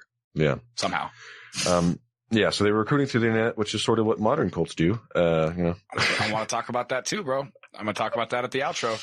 So in 94, they tried coming up with methods to quote unquote graduate, which even included at one point they threw around the idea of death by police. Right. Yeah. So this is also an interesting thing with regard to cults is they never, although they stocked up sometimes on weapons, what I heard or whatever, they never had this other podcaster had this fucking great point where he said like, what was the line? What was the threshold? The thing that changed that could have changed, the alternate dimensional universe or whatever. That were Marshall Applewhite or Bonnie or whoever, whenever the darkest parts of the cult were when people were most susceptible to control, how come he didn't say, instead of just being like, hey, we're going to go do this thing ourselves, how come he didn't be like, all right, each one of you guys has to go out and murder 2 people secretly every day? Right. Why not? Like, he could have totally done that, but he never. This is kind of other thing too, which is weird. I think that they more or less believed what they believed, even if they kind of like cheated a little bit or whatever. Because I mean, once you're up on the head power, you're like, well, I still believe the core beliefs, but I mean, I can communicate with the outside world. That's fine. But I don't think they had any like straight up intentional ill will. You know what I mean? And that might sound insensitive for what we're about to find out about them or whatever. But again, as tragic and effed up as everything is, I don't think that they were like some of these other groups who are like, hey man, everybody outside's the enemy and we need to wipe them all out. Like, you know what I mean? They're a direct danger to us. They were just kind of like, you know, whatever, man. If they figure it out, they figure it out. It's cool, they didn't go over that line that some other cults did. 100%. And that was weird to me because they hell of could have, you know what I mean? I suppose. I mean, their mission was more of like, you know, perfecting themselves. It doesn't matter what your mission is, homie. Cause justification is the devil, right? We'll I mean, their beliefs are obviously, you know, can be changed. Yeah, no, 100%, dude. So anyway. Yeah. So this whole like idea of graduation or the next level the exit. Right. It was sort of an impending thing. There was kind of this feeling among the group that soon we're going to happen. Yeah. Mm-hmm. Honestly, I have that feeling right now. Not like right at this moment, but a lot of people capitalized on that. Like I said, like this was going on during the whole Y2K thing. Totally. You know? Everyone's freaking out. So eventually, we're coming to the third act here. In November 1996, the Hale-Bopp comet, reportedly, which was just coming across the sky, being visible from the night sky on Earth. I actually got to see it. Did you really? See it with my own eyes, dude. That's awesome. Mom woke me up in the middle of the night, dude, and it looked crazy, dude. That's cool. Yeah. So little did I know that right at that moment, crazy stuff was happening in a different part of the world. So the Hale-Bopp comet reportedly had a what they would call a companion object, right? That was supposedly like kind of trailing in its wake, you know, following it. Whatever. Because usually comets are just giant hunks of like ice and rock, right? So of course things break off of them and then, you know, kind of trail off behind them. There's inertia, right? 100%. So they tell us. I don't know. I've never been to space. Right. So some believe that this companion object was actually an alien spaceship. Right. And, you know, programs. For some reason. Right. This was tailgating the comet. Right. This is known in the industry as drafting or sometimes shake and bake. Programs like Coast to Coast AM. Sure, dude. Definitely 100% took this idea and ran with it. 100%. Mm-hmm. And so Heaven's Gate saw this as sort of the sign that they were waiting for. This was like some sort of cosmic sign that this was the time that they were going to graduate or level up. Sure. Art Bell's getting crazy on the radio there. Mm-hmm. So on March 20th of 1997, they recorded what they called their exit interviews, which is some of them are really hard to watch. Some of them are very sweet and honestly like just really again, nice. That brings up that point to me too of like, what do you do when people have the will? They want to do this. A lot of them too sound like as much critique as I was giving kind of earlier about kind of the insincerity of like their happiness, whatever. Some of them you look at them and they look straight up happy. They're like, yeah, that's fucking awesome. Yeah. And that's the thing. This is just something I'm going to do. And it's that one guy who was just like, or girl, I'm pretty sure it's a dude. It's fucking hard to tell. Right. Was like almost like sorry for us. Right. You know what I mean? He's like, I mean, you guys you don't even fucking know. Like, I get to take part of this great cosmic like journey and you dipshit's going to be stuck here in like the five senses realm or whatever, or I get to fly up above the heavens and reach enlightenment, you know? Yeah. Like, what do you do with that? Like, they want to be there. I'm a huge proponent of free will. Yeah. And I mean, if they do it in a way that's not harming anybody else. Who the fuck are you to say that they can't do it, dude? If they're at peace. Like, and bro, dude, and this is the other fucked up thing too, is like, do you have the right to kill yourself? Right. Depends on where you live. Bro, yeah. And what religion you practice. That's what I mean. Yeah, no, totally. Point taken, sir. Is there like a deeper action of self-control? Not even self-control, free will. Yes, bro. Exactly, dude. To straight up make the decision to like, nope, this is mine to decide. It's the only thing, matter of fact. I gotta go out how I gotta go out. Yeah, I'm going when I'm gone. Yeah, my way, right, dude? Yeah. Frank Sinatra. One of my favorite songs, actually.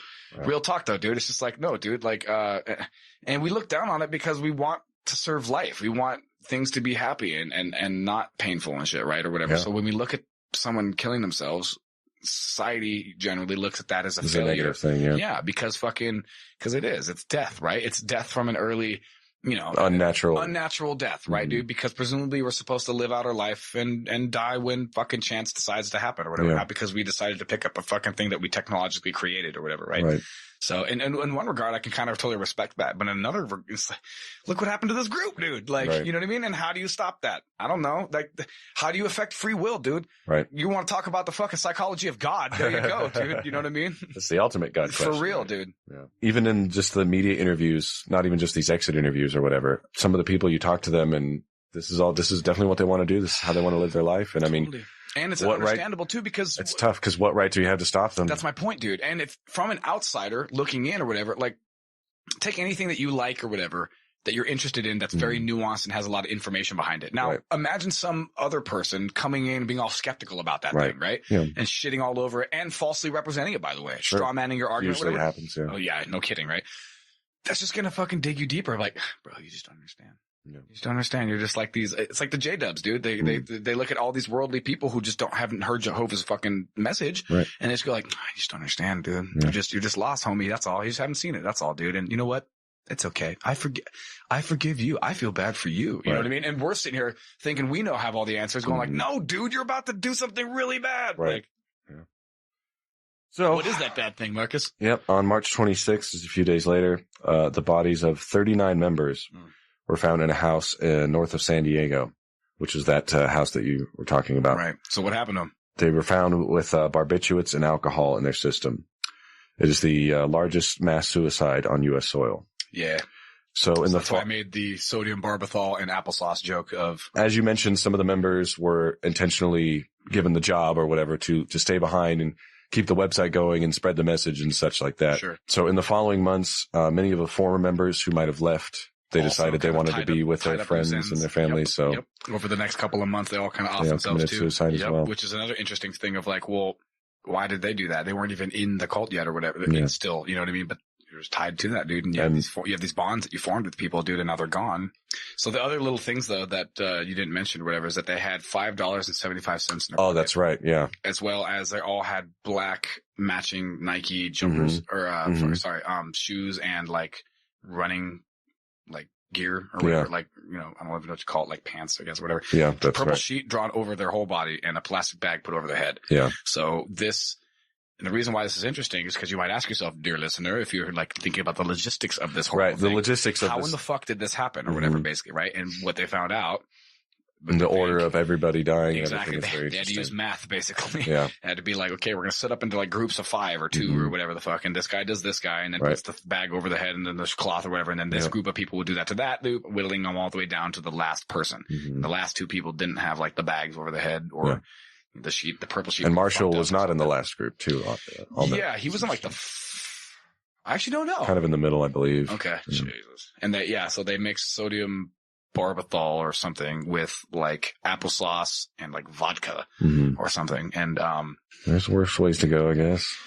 Yeah. And that was kind of the other thing is there was no signs of like struggle. There was no, you know what I mean? Can you imagine being the person walking into that site? And that was the other thing is, some of the members were actually given the task of, you know, bringing attention to the bodies and. Oh, really? Like someone called like, hey, you should be here in a few minutes because Jesus. Yep. I remember hearing one of the officers who responded was like, yeah, we knew it was a problem when we were walking up to the house and we could smell it already. Like, oh my God, Jesus. You said, when you walk into that, what are your thoughts? You're like, what the fuck happened here, dude? What's next on our cheery stop of human depravity? Yeah, well, since that one ended in such a positive note, I feel we just do another one. Keep that train moving here. Yeah, we're going to talk about something called the People's Temple. So these guys are no longer around, but you know, they were big in the 70s. And why are they no longer around, Drew? Oh, well, we'll get to that. One step at a time. One step at a time. You can't blow your whole fucking information load all over the dear listeners right away. You got to give them some foreplay, Marcus. We got to tease them out with some more stuff here. Like the history, for instance. Okay. Actually, before that, though, we'll kind of do like a quick, like a little bit of stats real quick. You know, they boasted basically about 20,000 members kind of all within California at the time. They only had a congregation of about 3 or maybe 4. And it was only in one country, technically, the United States. Well, I guess we'll say 2 countries. Let's just say we'll get to that. Their net worth was between $5 and $25 million because there's a little bit of games being played with the books. As you do. A little bit of cooking. They did not receive tax exempt status. So they never got that sweet 5033. Damn. So anyway, brief history. We can't really discuss Jonestown though without, of course, talking about the first person who was the progenitor of it, the Reverend Jim Jones. And I don't know if anybody remembers this guy, but he kind of looked like Elvis with like dark sunglasses or whatever. And he's like 70s Elvis. Preaching, yeah, exactly. Or a bad thicker, Elvis impersonator. Yeah, like fatter, like Vegas kind of Elvis. Oh. Yeah, good call. So this guy was a preacher, school teacher, political activist, faith healer, Rock star. Door-to-door monkey salesman at one point. And of course, ill-fated cult leader. Spoiler alert. So James Warrens Jones was born on May 13th, 1931 in a rural community in Crete, Indiana, just outside of Indianapolis. And this is like the heart of the economic crash, basically, right? And he grew up to become Darth Vader, right? That's James Earl Jones. Oh, sorry. Yes, totally. Sorry. Yes. Coincidentally not related. Basically, the economy of this tiny town of 1,350 people had like 13 businesses, and 5 of them were coffin makers, basically, right? So this is not exactly a robust industrial freaking town, okay? Mm-hmm. His dad was a World War I veteran who had like chronic health problems from poison gas that he got from that, from that episode that we had talked about World War I, Marcus. Jones's mother was 17 years younger than his father and was described by people that he knew as that knew her as kind of domineering women. So hot. She would make me like cut her lawn and clean her pool, dude. Hold on, I'll tell you about it after I'm done. I'm talking. Jim Jones, can't you see that your cult is not for me? I've waited for so long. That's fucking funny, dude. Jim Jones's mother was 17 years younger than his father and was described by people who knew her as domineering, and kind of frequently described her husband's inability to make a living. One of those kind of ball buster. Yeah, forcing her to find work and in the factories as a waitress or whatever. Basically, like the whole kind of Eddie Griffin that he warned about us dudes on about the 2001 album, talking about chicks. You know what I mean? Yeah, basically freaking. Oh, damn. The biggest pimps on planet motherfucking Earth. Whatever happened to fall in love with the dude with the bus pass? She didn't want no scrub, is what she's saying. That's kind of what I'm getting. Yeah, totally. And she was very vocal about how her husband was lacking. Mm-hmm. And basically because of this, the family kind of grew up super broke, right? And at one point, they were evicted from their home and kind of forced to live in like a shack that had no electricity or plumbing. And it would often, need support from other family members just to kind of make ends meet, even like foraging in the nearby forest, right? Because like food is so scarce. Yeah. Very humble means, yes. So at this time, Randolph County was kind of going through this thing that was called the Country Life Movement. Okay. And basically it was like a pioneering education movement that attempted to kind of integrate like rural schools and community children. Okay. Because this is during the Great Depression era, right? Right. This is kind of where I think some, and not obviously, I'm obviously not the first person to think this, but where some of maybe his kind of budding socialist ideals started kind of coming from or whatever, is this kind of sense of community, as well as later his desire for like kind of ending racial segregation. Yeah. Jones didn't evidently really get a lot of attention at school. The kind of youth was regarded as like kind of quiet, very serious, get good grades, but like not super social, a bit of a nerd. Yeah. And eventually was kind of like enticed into reading like Marx and Mao. Right. So, in fact, his wife said that when he was 18, he told her his hero was Mao Zedong, who had at one point just overthrown the Chinese nationalist government, right? And so, and at just 21, she said he already had the revelation that the way to achieve social change was to mobilize people through religion. So it seemed like it was just a means to an end. And as a matter of fact, in 1977 interview with the New York Times, his wife said that her husband had not been lured to the ministry by deep religious faith, but because it served the goal of achieving social change through Marxism. Hey, I mean, a pragmatist. Right. Because that to me sounds he actually has like maybe insincere beliefs, like he's bandwagon hopping, like you were just talking about. Right. And if he were alive today, he'd probably be pushing all that like woke postmodernism shit that I'm always complaining about, right? He would soon discover that though he was a gifted boy, he was a troubled boy.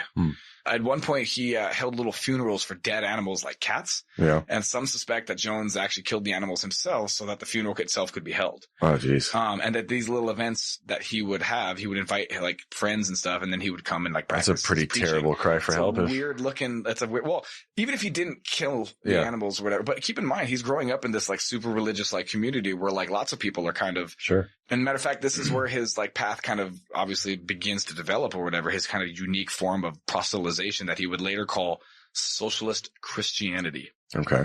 So in 1950, he and his wife, so after he gets married, he and his wife leave to Indianapolis to go to the university to become a doctor. So Dr. Jones. Yes. You call him Dr. Jones, doll. He begins his political journey by joining this thing called the Lions Communist Party, right? Of course, this is the time when racial tensions and certain areas of the country are kind of ripe for revolution, right? When conditions are bad, people are ready for change, right? Right. This is in the 50s or 60s? Foreshadowing. This is the 50s. Okay, gotcha. Yeah. Foreshadowing, big time, right? Exactly. He joined a fundamentalist congregation and began serving as, an occasional preacher, often espousing the cause of the poor and, attacking the establishment for ignoring it and ignoring the plight of blacks and other poor people. Right? Hey, there you go.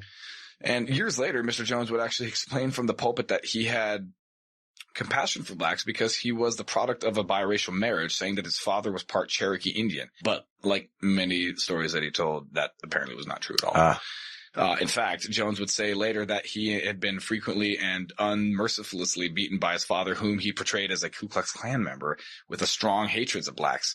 And he asserted that he was once beaten for bringing a black friend home to play. Jesus. Yeah, super brutal.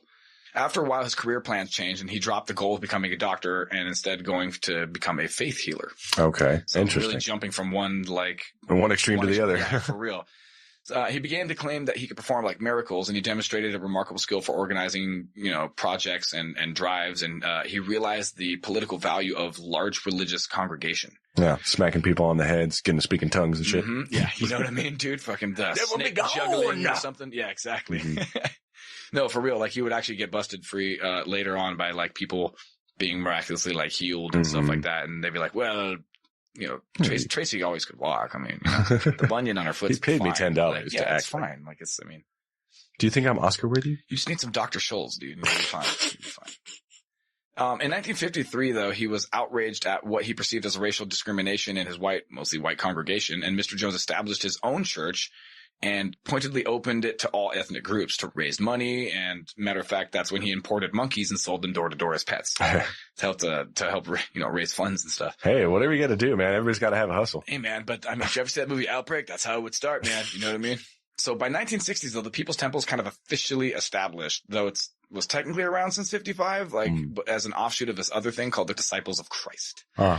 His wife worked closely with him, and basically the church kind of blew up, right? They began to help the poor, open up soup kitchens, helping people get jobs, establishing housing for the elderly and stuff like that. Nice. And in super upstanding, good stuff, right? And in 61, the couple had a son and named him Stephen Gandhi Jones.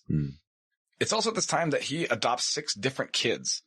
There's like a Korean, Native American, et cetera, and a black son who they named Jim Jones Jr. Not his first and biological son, but and they that shows you what he felt about his biological son. Real, dude, like you're really not up to task with you not being black at all. So I guess it's gonna go to little Jimmy over here. He was trying to create this thing called the Rainbow Family, which I thought you'd find interesting or whatever, kind of like a callback to the Black Panthers. Exactly, freaking and Fred Hampton. Thank you. God, names. So he's this is when he's creating his persona, okay? He's trying to kind of embody this image that he's like sees for himself. Right. I mean, hey, he's walking the walk, I guess. For sure. At least it appears so, right? Or at least he does start, like most things, at least starts off organic, it seems. At least it seems. So he begins advocating for local police reform and desegregation, and he made it his mission to desegregate all of Indianapolis, attempting to desegregate schools, cinemas, hospitals, and all relevant social institutions. Super noble, right? Yeah. Starts rubbing shoulders with local politicians like the mayor of Indianapolis. Meanwhile, public officials in Indianapolis begin to investigate a large number of real estate transfers from members of the church to Mr. Jones and to a profit-making corporation controlled by him, his wife, and his mother. So in addition, rumors were also circulating at the church that Mr. Jones was unhappy and that her husband had been having affairs with other members of the congregation. That doesn't happen, Drew. Yeah, that's exactly. What? I take it as old as time. And at this time, the Cold War is heating up or whatever. So in 62, he reads an article about the number one place in the world to survive an apocalyptic nuclear fallout, right? It's a place in South America, though, called like Belo Horizonte. Because of its unique geography? Yeah, basically. Exactly. Not only would it like protect you, but like you could grow food and a bunch of other like factors that I'm not really aware of, obviously. Right. So he picks up sticks and moves his entire freaking family there for 8 months, dude, down in Brazil, where he tries to start a church, but the language barrier there kind of makes it a little bit impossible, right? That's a little difficult. He kind of forgot to learn Spanish, dude. I guess he didn't take the stupid little book down there with you. He's obviously not a fan of the Rand McNally travels. Yeah.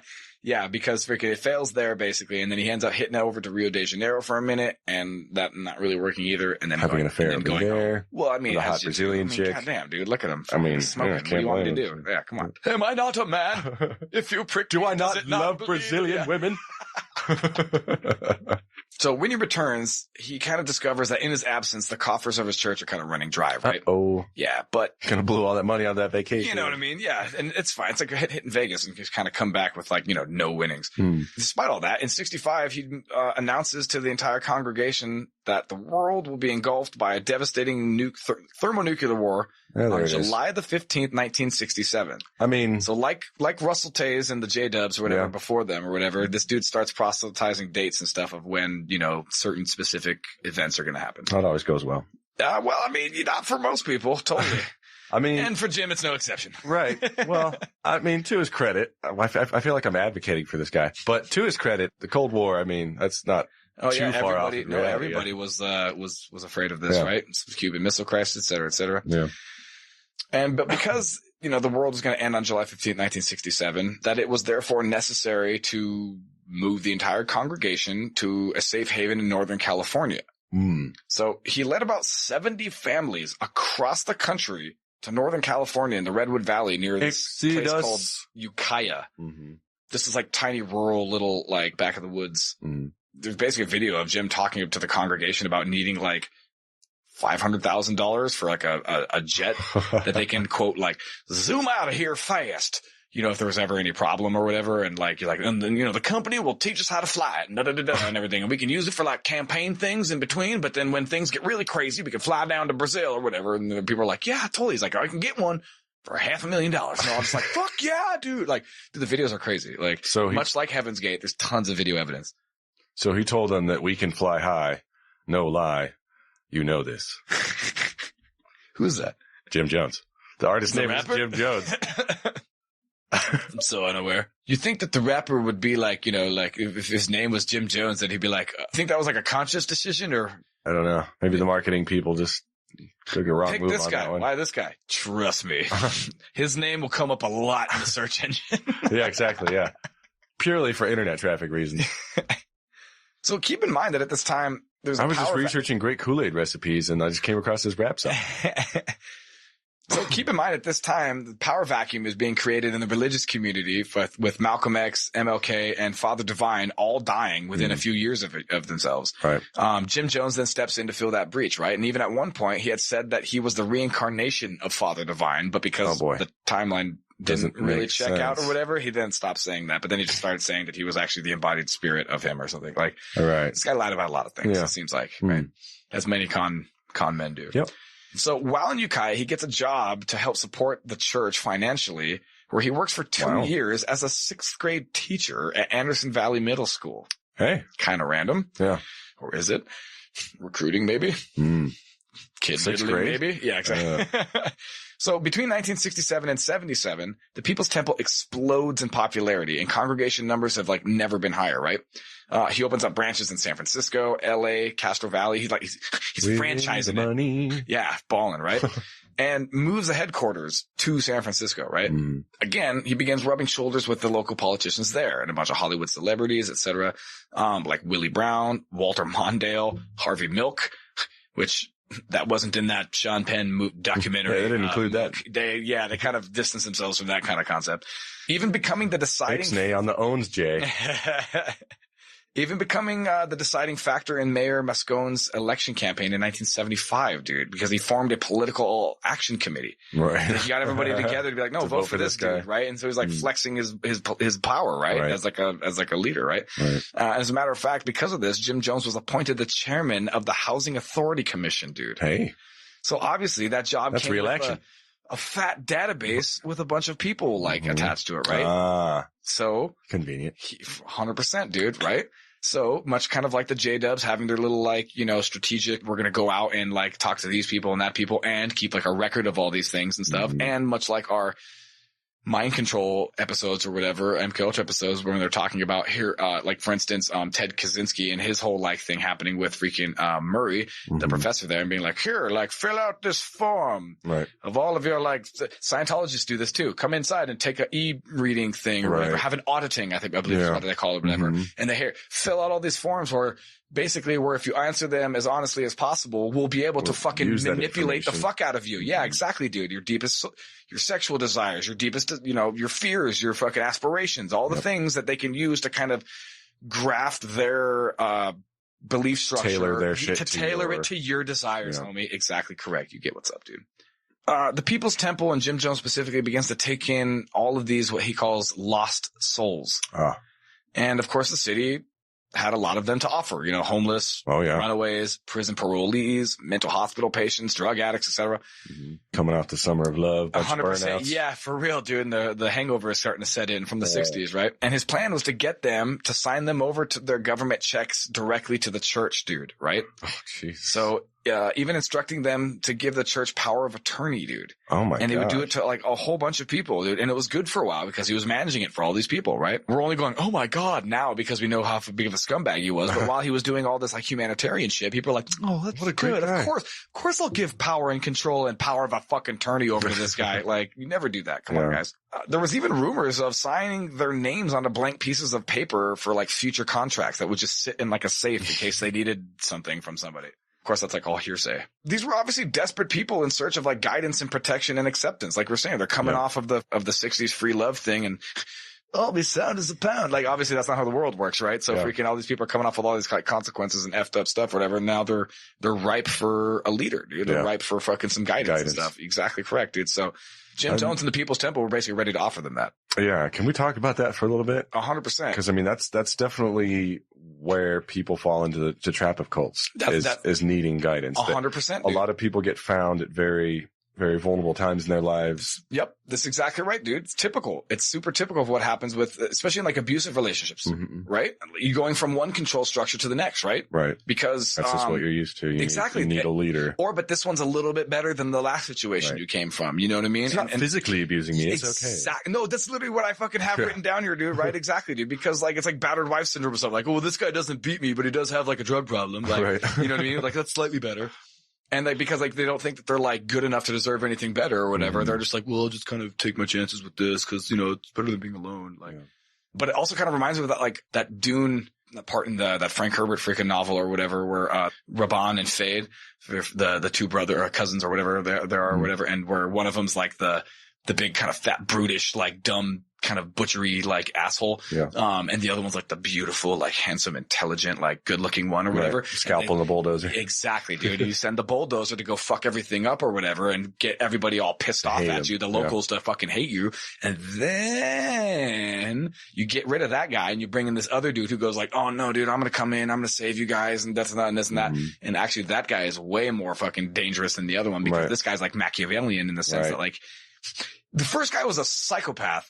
This dude's a sociopath. He knows what he's doing is wrong, but he doesn't give a fuck because it suits his interests, right? It also kind of reminds me of the analogy of like the macro scale of that, right? Because look what's happening in this country right now, dude. Like things are ripe for fucking change, right? Right. Because when people are like broke and desperate, they're willing to accept anything that's new. If the system or establishment is doing well, it's difficult for extremism to take root, obviously, because nobody wants to rock the boat, right? Yeah. And so when the establishment starts to fall to pieces or whatever, all the people start looking around for radical solutions, dude, right?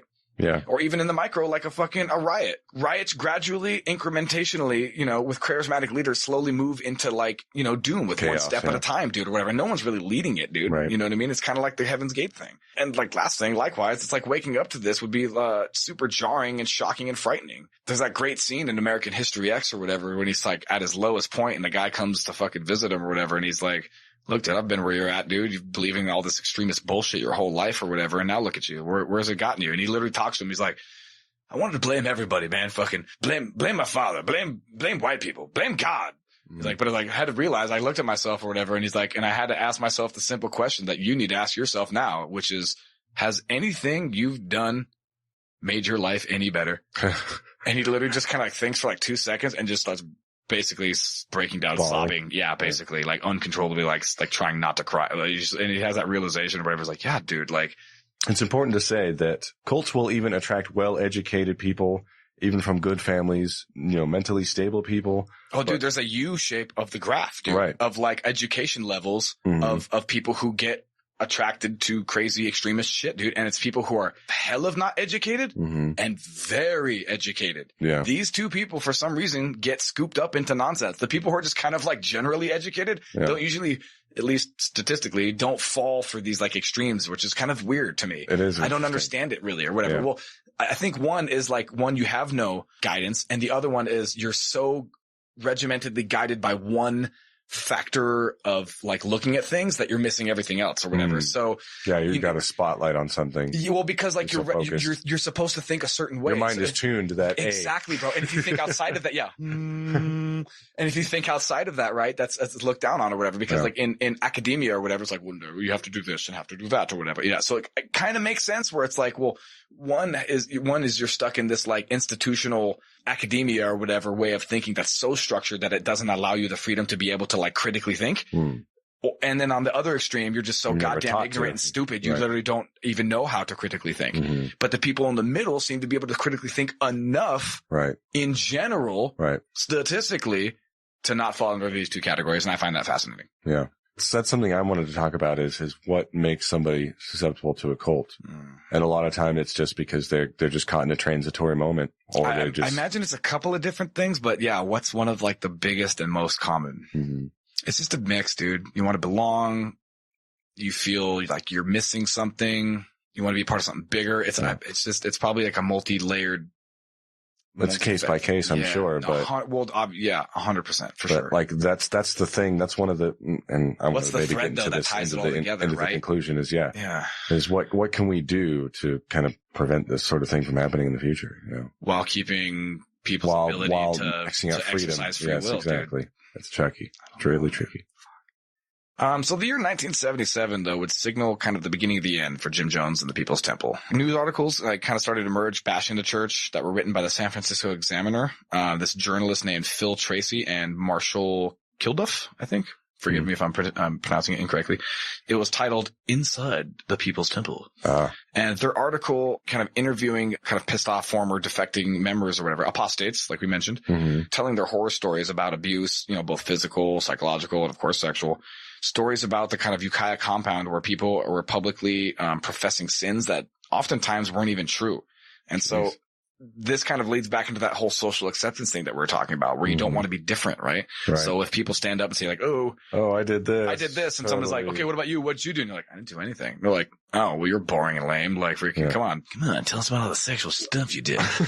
Which is kind of a reoccurring thing I've realized too, or whatever, of some of these groups where they're like professing to be like, well, just tell me about it and we'll talk about it and we'll wash it away. And we'll just, and because none of these people, because none of these people actually like watch porn and stuff, they're so sensitive, the opposite of desensitized, that all it takes is a story of this girl in front of you talking about like, some first sexual experience that she had or something like that. And he's being like, well, did you do this thing? Yeah. How did it feel when you did that thing? Did you do this when you did that or whatever? Don't bust that nut quite yet. We'll be right back. Yeah, exactly, dude. Right. And like people are sitting there going like, well, that's weird as F, especially to people who like don't, engage in that thing. Exactly. So if you and I were talking about that, it would have a totally different meaning or whatever, because like we're way more desensitized, I imagine, just by living in the world and just the worldliness of the world. You know what I mean? So I always thought that was interesting. It was like one of those like, well, this is how I get my kicks or whatever. But no, I'm helping. Right. I'm helping. Totally.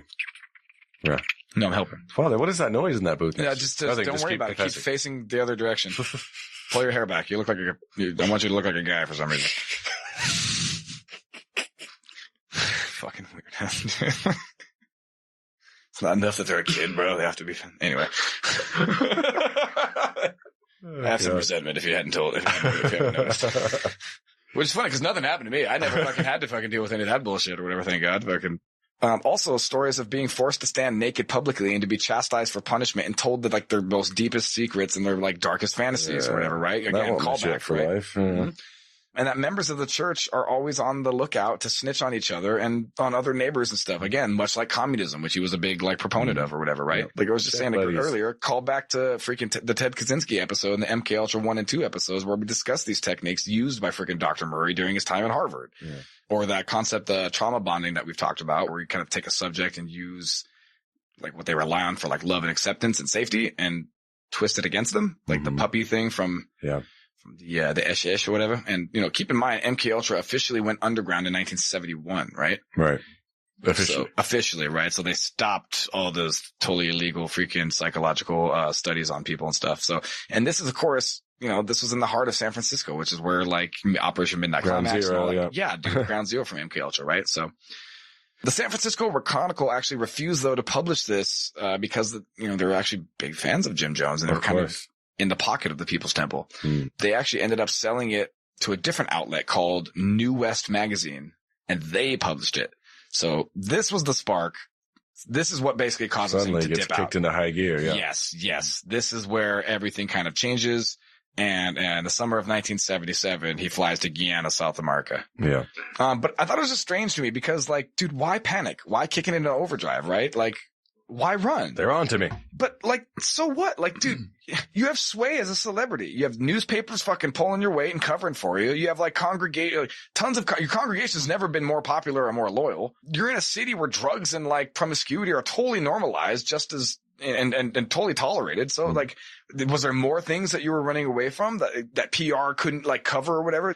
Yeah, I would imagine that's probably what's going on, is they feel like they're getting too close to him, and he doesn't want anything else to come out, and whatever's come out is too much or whatever. Yeah, something might sink his ship. Yeah. Or at least he thinks so. Exactly, he might think so. Like, one of my favorite sayings or whatever, turns out it's a biblical saying, or basically it means, it says, the wicked flee when none pursueth. Which basically is like when someone's paranoid as fuck, they're always like looking over the shoulder and on the run, even though there's literally nobody after them, dude. Right. Because most people just move on with their life or whatever, right? Not that many people seek revenge. But if you've burned 1,000 motherfuckers, dude, you're going to think 1,000 motherfuckers are after you. Yeah, exactly, right? So like I said, in 77, he flies down to Guyana where, they had actually bought it before, but it was a 3,000 acre property that they got for like $60,000 a year. So it was sitting there waiting for him, right? It was a sprawling compound that was there since 74. So, like, they kind of got started a few years before, and then he flew down to kind of complete it. This thing was huge, dude. It had a giant pavilion, dorm rooms, classrooms, and a state-of-the-art medical facility. Yeah. Also, randomly, after everything happened in the subsequent investigation, that they found lots and lots of drugs, like enough Thorazine to, like, dose everybody in the People's Church thousands and thousands of times over. Which is like, why? Why do you have so many drugs there? Like, a ridiculous amount of drugs. And also the medical center allowed for the facilitation of daily medical checkups on the members. So, and that was another thing that was strange to me. It was like, why the daily medical checkups? Like, almost like you're like monitoring something, but that's all just hearsay. I'm not sure. That just seems weird to me or whatever. It's like, we're just checking up on you. It's like, why? You're literally like making empirical like studies and data and like writing it down. It's weird to me. Oh, how much do you weigh today? Oh, what was your work thing today? Oh, cool. What did you eat? And I'm not actually sure what the questions are, but I just imagine like if you're getting daily health checkups, I don't know, maybe that's where they go to get their brainwashing shot. Yeah, exactly. So the happy juice. Yeah. When Jim shows up, he institutes like 6-day work weeks or whatever, and 12-hour work days with like several hours afterward of re-education, usually on like Karl Marx and or other religious sermons. I was gonna say, where's the communism there? By Jim himself. Yeah. So he like starts like cranking up the rules, right? And starts becoming really strict. And this is when, now that he's not bound by U.S. law. No, right, dude? For real, dude. And he's like paranoid as F. Right. This is basically where all the stories start coming out of like the really weird, like super gnarly punishments for like minor offenses. Putting children upside down in wells, putting people in like these small little box coffins for hours. Call back to our freaking prisons episode. Yeah, freaking like the Mongolian box or whatever. They just throw you in the desert for like however long. This is also when you start seeing the videos of like children confessing about fantasies of torturing their family members who didn't come with them down to Guyana. And that's where like Jim is sitting there like giggling his ass off about like, you know, and again, just egging him on or whatever about like, yeah, what else would you do? And da-da-da-da. This is also the time when Jim Jones is like fully crossed into his paranoia and amphetamine phase, where he's like always wearing the dark sunglasses. Go hand in hand, you know? Yeah, 100. You know what I mean? Like totally. When you've been up on a bender for a while and you got to get the taste of weed and hooker spit out of your mouth. There's nothing more dangerous than a man on an ether band. Yeah, right. Totally. Whole galaxy of uppers, downers, laughers, screamers. He would even test his flock's faith by like getting on the intercom that he had like laced throughout the entire compound and being like, I'm sending people out into the freaking fray or whatever who say that they want to leave, but they're just agents of mine and they're testing people. So if you hear people saying that they want to leave, you report them immediately. So again, this whole like narking on each other shit kind of comes into play. Another red flag. Yeah. Why does that remind me of my childhood? Marcus, do you need to talk about some things? Nope. Were you controlled as a kid? Nope, that never happened. Was there any bad men who ever did bad things to you? Nope. Okay, well, good. Well, you seem like a totally level-headed kid. Next. So this is when this gentleman named Congressman Leo Ryan shows up in Guyana after kind of receiving letters from a man named Tim Stone trying to get his son back from Jim Jones. Right. So evidently he was like in a polyamorous relationship with Jim and his wife Grace. because, you know, he's the leader of the cult, so he gets to do kind of whatever he wants, as we're going to be talking about here with Vernon. So Jim, or possibly Tim, fathered a son named John, and Jones basically got Tim to sign an affidavit saying that John was his, right? John was his, basically, and not Tim's. Exactly. So this all happened before Ukiah, by the way, and Stone was now engaged in a legal battle along with his ex-wife, you know, John's mom, who also left after the whole Ukiah thing, and randomly moved to Tahoe. Huh. Jones, fearing public knowledge of the scandal and the subsequent backlash, sent Tim to Guyana ahead of legal troubles, basically. So when this was all happening in like 73 or 4 or whatever, he sends him down there so that way, you know, he's out of the authority reach of America or whatever, of the divorce courts. Exactly. Yeah. And so basically this guy Tim was one of the first 400 people that went down there ahead of Jones to kind of create the compound or whatever. So Tim spent 18 months there building the compound and then leaves to San Francisco, leaves the People's Temple for like 18 months, right? And then when he starts his custody battle, I think he gets it granted in 77, but Jim can't return to the United States now because the court has made this ruling and stuff. So if he goes back, he's going to be busted, right? In addition, 91 congressmen signed a letter posting their disdain. Yeah, for the treatment of the members and stuff like that. And the People's Temple were even playing like media battle games by sending letters to other Congress people, tarnishing the names of the original people who you know, said that these guys are, you know, doing all this like shady stuff. So this is why Leo Ryan makes this like his political mission, right? He basically like the authorities and stuff intercept like shortwave radio messages, and plus with addition of all the witness affidavits, they began piling up, and more dirt kind of begins to be uncovered or whatever, adding to building a big case 100% against Jim, and he's already kind of having, you know, precarious fucking thoughts, right? Sure. So Ryan evidently was no friend of the intelligence community, and by all accounts, he was kind of like a government corruption hawk. And so he even helped draft an author of the bill called the Hughes-Ryan Act, which basically was an act that said that any covert op needed to go through more than just one of these like secret committees, right? Thereby providing a little more oversight. Yeah, God forbid. Matter of fact, this is the type of guy who was famous for just like showing up at the CIA headquarters in Langley and being like, you know, demanding to be fucking let in and looked around or whatever, right? FOIA. Yeah. So this guy was no friend of the intelligence agency, and I don't know whether or not that kind of helped put a target on his head and stuff, because I don't know if any of those agencies were involved in this in any way. Possibly, maybe, I don't know. Maybe in for another episode.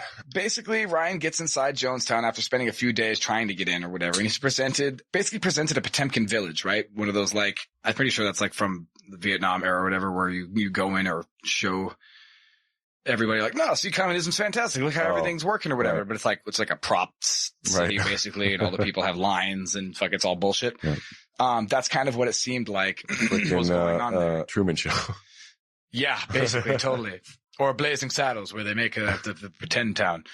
He even says in front of everyone at the pavilion that looks like you guys have created paradise here, and everybody like erupts and you know, because this is all on film, right? This is all documented. But later, after kind of all that, he's passed a note signed by a bunch of the people, and they want to fucking leave, dude. Right.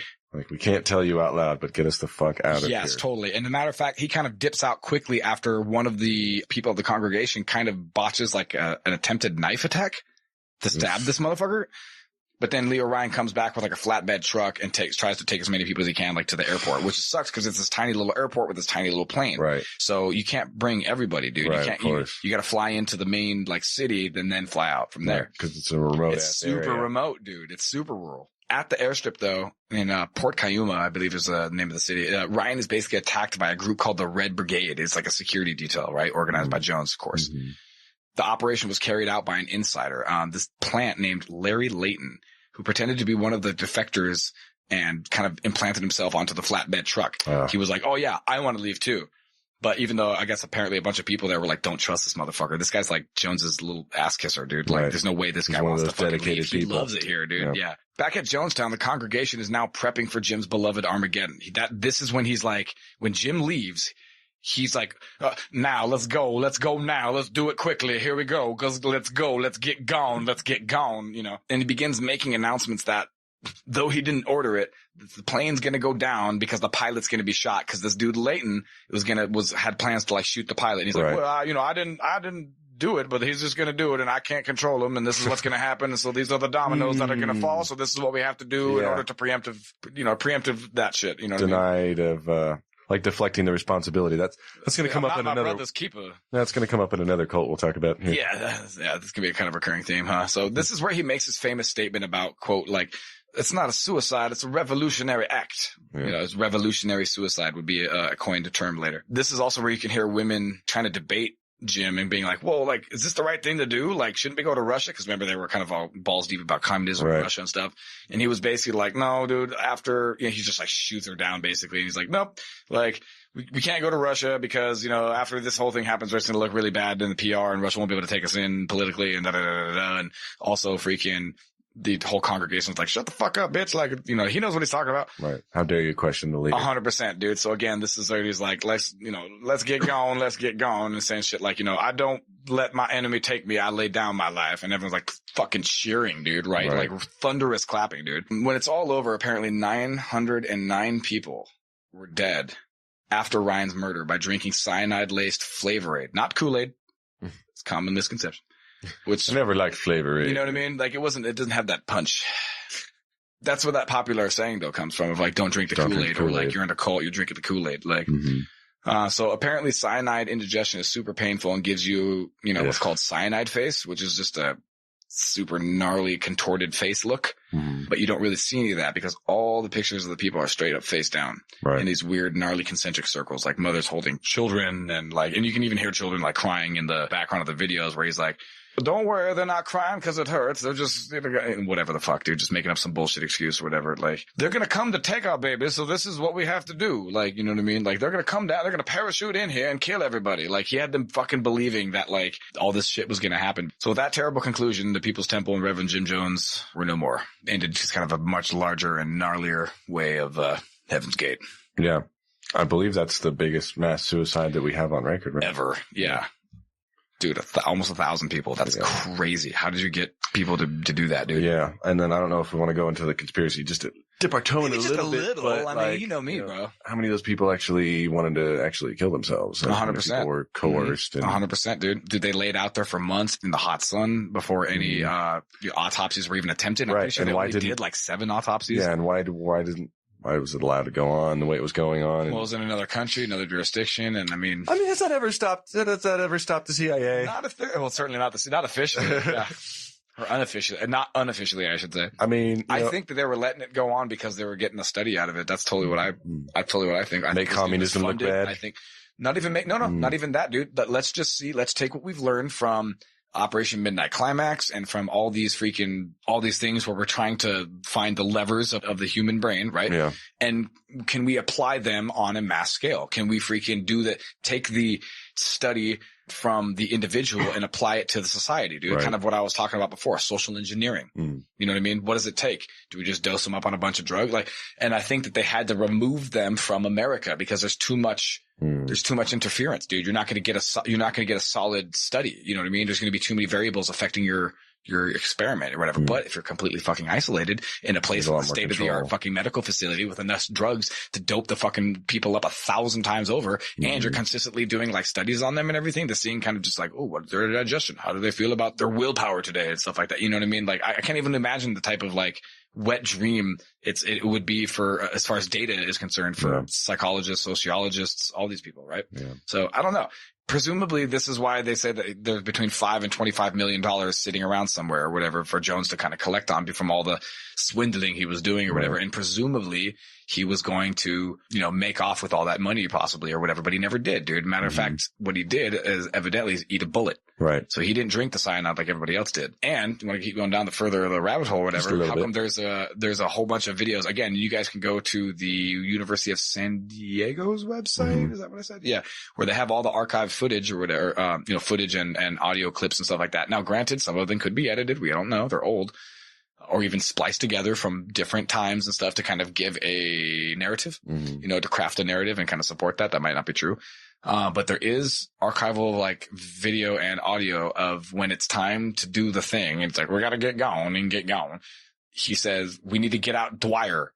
Right. He says, who? He says, Dwyer. And he like says it again, like, right. And Dwyer was I want to say, seemingly completely unrelated random thing. yes, Dwyer, a man named Dwyer was I want to say like a U.S. ambassador or something Like that. to Guyana from the U.S. or whatever. Like he held some embassy position, I want to say, that was very relatively high up as a representative of a country to another Diplomatic, country. yeah. Yes, thank you.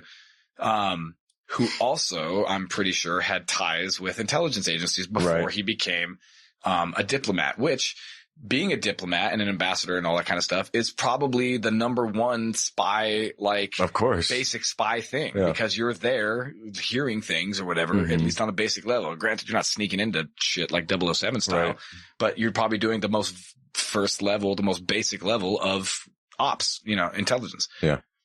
So I don't know. I don't know what that means. Yeah. Yeah. So why would you get him out? I'm starting to think it might be like a Hitler thing where he's like, oh, it's me. Bang. It's like, well, it's not me because I had a double. You know what I mean? And I just went to South America and lived my life out there and called myself fucking Diego. Yeah, my name is Diego Schleichenwagen. He's up in Cuba. I was born here my whole life. Elvis. I definitely didn't come in my later golden years hiding from people and changing my identity. No. I was a pig farmer. Yeah. All right. So jumping off of that whole thing about charismatic cult leaders. Yeah, you know that old chestnut. We're going to talk about the Manson family. The 9 little windows of people that all look super happy on the TV and are all looking around at each other, and that's them, right? It's a story. Oh, that's the part. Yeah. About a man named Charlie. Exactly. You know what I'm talking about. Exactly. I love that shit. A lot of people get into this one from like true crime angle or even like just the conspiracy angle or the history of counterculture angle. Just the 60s in general, rock and roll. Yeah, this one kind of touches a lot of weird stuff. That's why it's so interesting. Yeah. Hollywood and such. So anyway, Charles Manson was born into a life of crime. Quoted as saying, I've been in jail all my life. This was during... Apparently, when he was a child or whatever, his mother traded him for a pitcher of beer. Yeah, his mother wasn't very good to him. His father wasn't. And they didn't name him either. Right. So eventually he found his way over to San Francisco during the Summer of Love. Of course, there was a lot of disillusioned youth in the whole Haight-Ashbury area. Experimenting with mind-altering substances. Got a quote from him here. He said, all your children would have come to me because they never had anybody to tell them the truth. Totally. Again, kind of coming off that era, that generation, I guess, of like, whoa, don't rock the boat and let's not have deep conversations that are sometimes hard and emotional and like weird or whatever. And, let's just cover it up with like a, nerfed version of the world. Right. But, the youth didn't want that. They wanted reality, and this dude was going to give them a version of it. Yeah. And a lot of people's leaders were dying. Right. That power vacuum thing we're talking about. He earned a nickname of the Gardener because he tends to all the little flowers in San Francisco. He also, another nickname he earned was the Wizard because he's just a smooth talking con man. Wasn't that like a musician? Oh, it's Pinball Wizard. I'm sorry. That was written about him. Wizard. Yeah. He actually battled with that guy, but he won, I guess. He was a musician, sort of a failed musician, which came to be sort of important into the events that happened later. In the late 60s, he developed a commune in Southern California. Yeah, gathering a group. Yeah. Him and his followers became known as the Manson family. Right. They were made of men and women. Up to 100 members, I believe. Women. Mostly really? women. Yes. Okay. Yeah. Up to 100 members been quoted. At the peak. Yeah. That's not bad. Yeah, so there was not bad for a guy who apparently had no training. Right. Place that they went to was called the Spawn Ranch, which was an old Western movies set. Yes, a bunch of acres of land up there. Yeah, a lot of cults in California. Matter of fact, Northern California is kind of like the hub for cults. The Mecca. Yeah, the Mecca. Something about the energy over there. Yeah, I don't know. It's all the wine. It's all the dark forces and the redwood trees and all the too much wine and sunshine that go missing fucking every year. Unrelated. It's totally unrelated. So talk about some of their, some of the characteristics of the Manson family. Yeah. What's the day-to-day life of the Manson family? So they gave up their birthdays. That was the thing. They gave up watches. Yeah. They gave up watches. So there was like no sense of time. Time's just a construct, man. Yeah. Oh, actually that's a fantastic idea because if he's got them all dosed up on acid or whatever, which is what we're going to be hearing. I was just that was my next point. Sorry about that. I totally destroyed it. Yeah. If you have no concept of time and time is being fucked with because you're on hallucinogens and shit like that, dude, that helps, disorient you and kind of help out the person who's kind of fucking with you a little bit. It's kind of why casinos don't have clocks or windows anywhere. You know what I mean? Yeah. Let's talk about drugs. How do you feel about drugs, dude? Drugs are fine. Like, drugs. Why do people do drugs? Because they're awesome. Well, when drugs are used for someone who's preaching to people who are under their influence that he's fucking Jesus, that's really not the best setting for the drugs, you know? No, it's okay though if you're taking drugs and you think of Jesus. It just depends if you take it to an unhealthier step or whatever. That might seem crazy, but well, I mean, it's gonna work out, right, Marcus? Totally. Yeah. This story has a happy ending. So that's literally the end of the story. He takes acid, he's Jesus, and that's the end. And then, they roll away in their Volkswagen 1969 Volkswagen bus. Yep. Yeah. Run around solving mysteries and they just stayed happy hippies forever. The end. Yep. Goodbye, dude listener. He even took it so far as reenacting the crucifixion sometimes. Okay. Yeah. Which I couldn't imagine watching that during a fucking trip. Hey, man. You ever done acid? Yeah. That was the whole thing. And that even his name, Manson, man's son, he used that as kind of a thing. That's the first time I'm hearing of that. Interesting. Yeah. Okay. Oh, another thing they did is, of course, they gave up their names for nicknames. So they all had just like, the names they'd call each other. Yeah. Yeah. Totally. So a couple of those nicknames became famous a little later. What happened? He used sex as a means of control. So obviously to control the women in the way you might expect, but also to sort of bring more men in as you kind of like pimp out the women, basically. 100%, dude. He would also pimp out his women to sort of get connections in the music industry because he was trying to become, a big name artist. For sure. Totally. What was that character in that Simpsons episode? The carnies that went into the house. Spud. Yeah. Well done. So he once spudded his way into Dennis Wilson's house. If you don't know who that is, that's the drummer from the Beach Boys. Nice. So he shenaniganed his way in. Yeah. He's like squatted basically. I live here now. So Wilson reportedly stole his song and gave it to the Beach Boys and didn't credit him. And Manson gave him a gift of a bullet. Damn. Well, that's sending a message. No, not like he didn't shoot him, but he literally mailed it to him. Yeah. Like, here you go. It's a gift. Yeah. Wilson had a friend who was a producer named Terry Melcher, and Melcher denied Manson a record deal. Melcher's house was subsequently rented out to one Sharon Tate and Roman Polanski. Huh, why did those names ring a bell? Yeah, they became unfortunately very infamous later. Well, both of them, but also especially Roman Polanski. Yeah. So for those of you who don't know, Roman Polanski was a film director, and Sharon Tate was kind of this upcoming Hollywood darling, America's sweetheart. Right.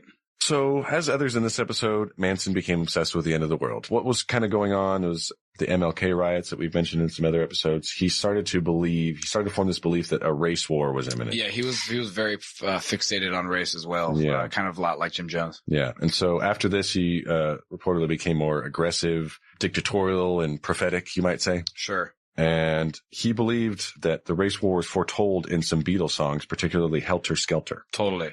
And he had an incident with some black fellows, I guess, and like either got in a fight, beat him up, or maybe one of them got like killed or something. Some sort of personal beef that he had with some randos caused him to blow this emphasis or whatever out of proportion. Okay. Because when you're on drugs or whatever, you think everything is right as connected and it's connected, especially when you're on acid or whatever, or hallucinogens. You're like, it's all connected. You're like, right. Well, to you, yeah, right.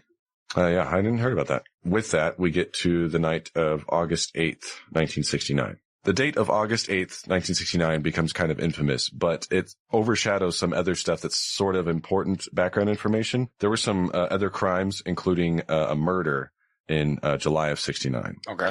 But that's just background information that you need to know. The motive behind what happens changes depending on who you ask. For sure. And there's like, some things get thrown out like a potential drug deal thing going on because there was some drug dealings happen there. Or it could have been like a copycat kill thing from the earlier murder. I'm not going to focus on that. I'm just going to spit the facts here. So what happened is 4 of Manson's followers, led by a man named Tex Wilson, right? They break into Sharon Tate's and Polanski's house. It's Tex and like 3 women. Yes. Think, right? Yeah. Polanski wasn't there. He was off in Europe, I believe. Conveniently. And there was just this absolutely brutal murder of 5 people. Horror fucking story type shit. Of Stephen Parent, Jay Sebring, Wojtek Frykowski, Abigail Folger, Sharon Tate, and her unborn baby who was 8 months in development. And they like literally cut it out of the stomach. Yes. Yep. Pretty awful. And wasn't there some crazy shit written on the walls? There was, yes. So one of the things was Helter Skelter, which seemed kind of random at the time. Right. And then there was also, and there was also things like, Pig. Yeah. And, there was one other one. But so, a lot of people were thinking like, is this like a Black Panther thing? Right. Or anti-police and the anti-police time. Yeah. Right. Exactly. So of course, when those, as time kind of progresses or whatever, people are kind of trying to put together their own opinions. And of course, not knowing all the facts are probably running rampant with paranoia. Right. Allegedly, one of the reasons they wrote that stuff is to kind of frame the Black Panthers. Sure. They wanted to kind of, what's that term? A red herring or whatever? Like right. Throw your scent off the trail or whatever. And if anyone's interested, there's a good documentary about this called Once Upon a Time in Hollywood.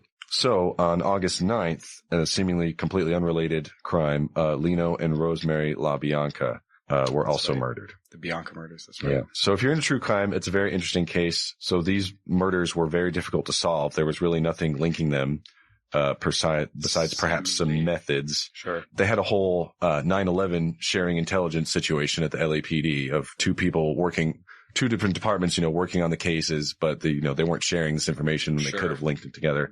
Compartmentalization. So what ended up happening is a news crew ended up finding discarded clothes nearby the crime scene, and a 9-year-old boy ended up finding a gun in his yard. Like as they were driving away, apparently they just tossed the gun out. And then the police handled it barehanded, getting their prints all over it. Totally screwed up the evidence all the time. Yep. Yeah. So nobody knows what's going on. There's just these terrible, brutal murders that are lingering over. A couple weeks go by. Mm-hmm. Everyone's trying to form like their own opinions and stuff. Yeah. People are scared as F. And on August 16th, there was a raid on Spawn Ranch, that Western set that I mentioned earlier where they're living.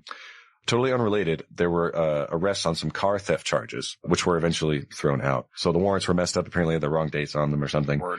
So the Manson and his followers moved out to Death Valley to Myers and Barker ranches, which were owned by some family members of the family members. And then meanwhile, back at the ranch. Meanwhile, the Manson family and his crew speed towards their hideout. Dun, dun, dun, dun, dun, dun, right, dun. Right. So they took a bunch of cars and they were just like, apparently for this upcoming war, they just like, murdered them out and made them like dune buggies and they went out there to kind of play Mad Max. So a police investigation ended up leading to some arrests about this whole car theft thing again. What ended up happening is one girl that got arrested bragged about the murders to another inmate. Nice. And so that kind of blew open the whole case, and suddenly they had a fucking. Sure. You got to do that when you get to prison, bro. I mean, it's just day one or whatever. If you're not going to whoop somebody's ass, you got to talk up big about why you're there. You know what I mean? So like, why are you here? Like, oh, you're just here for some car charges. Like, well, yeah, but if they knew that actually 3 weeks ago I horribly murdered these people, you know. This is also a very interesting case if you're into like trial law and stuff like that, because the trial that ends up happening was a total freaking circus. Yeah, big time. So lots of showmanship from the defendants. They got thrown out of court often. A lot of times, yeah. Did they get like married too, like while they were together? Yeah, so not only was there crazy stuff happening inside the courtroom and stuff, but like a lot of Manson's followers were like camping outside the courtroom, and they all like shaved their heads to show solidarity. Right, all the girls shaved their heads and put like X's and shit on their foreheads. Yeah. But the lawyers, like the prosecution, had a very interesting job because their job was to pin the murders on Manson. Even though obviously his hands weren't dirty. He didn't actually physically commit murder. Right. Yeah. They had to pin it on him via his influence. They had to prove his influence 100%. Over these people to commit these murders. That's got to be a difficult threshold for sure. Which is crazy because even to this day, like he technically didn't kill anybody. Murder. Yeah. So the prosecution ended up making eyewitnesses out of the driver, named Linda Kasabian, who was given immunity to testify against her fellow family members. Mansonites. Yeah. The family members during the trial intimidated some witnesses, including a woman named Barbara Hoyt. She was dosed. Wait, like with acid? Yeah. So she was like kind of hesitant about testifying. They tried to like dose her with a lethal dose or whatever, but she ended up surviving. How? How in the hell would the defendants get into contact with a witness? Not the defendants directly, but like, through the family. Yeah. Oh, sorry. Right. Got. Yeah. Okay. So she was like talking to some of the people like, I'm thinking I'm going to like talk about this. She gave her like a hamburger that was just like pure drugs, basically. Dripping with acid. Yeah. Totally.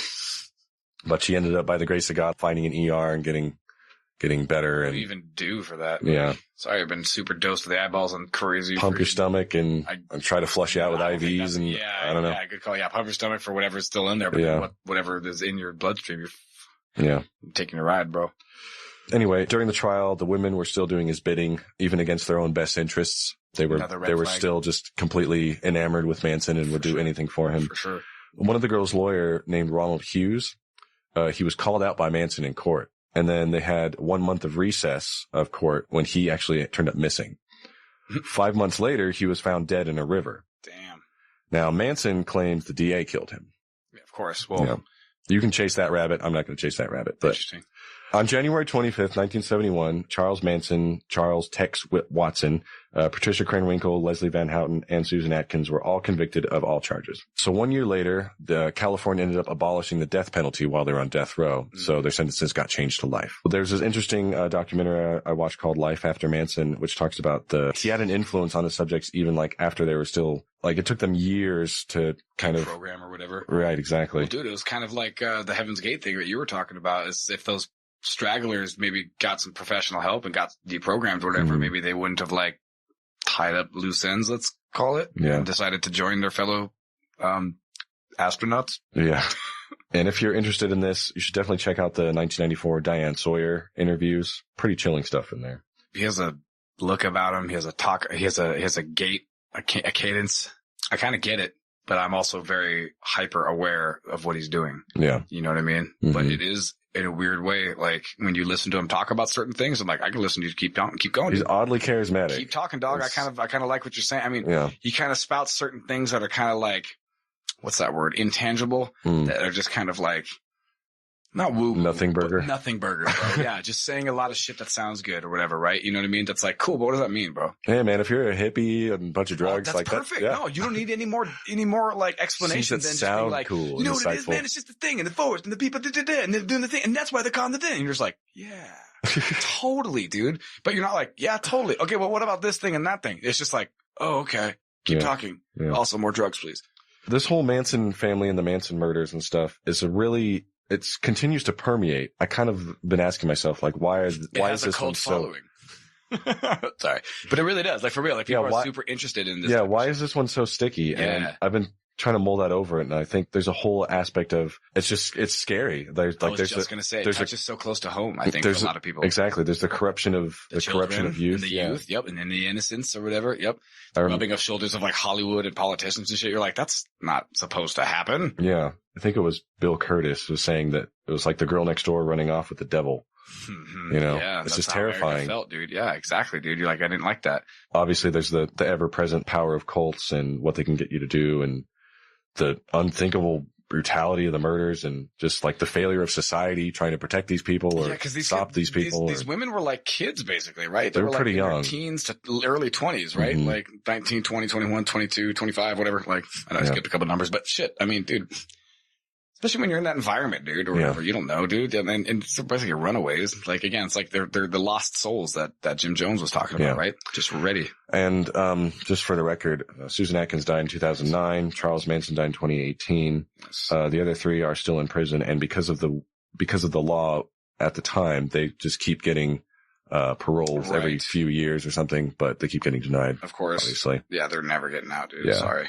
Yeah, that one also ended super darkly. Mm-hmm. Pretty much all of them.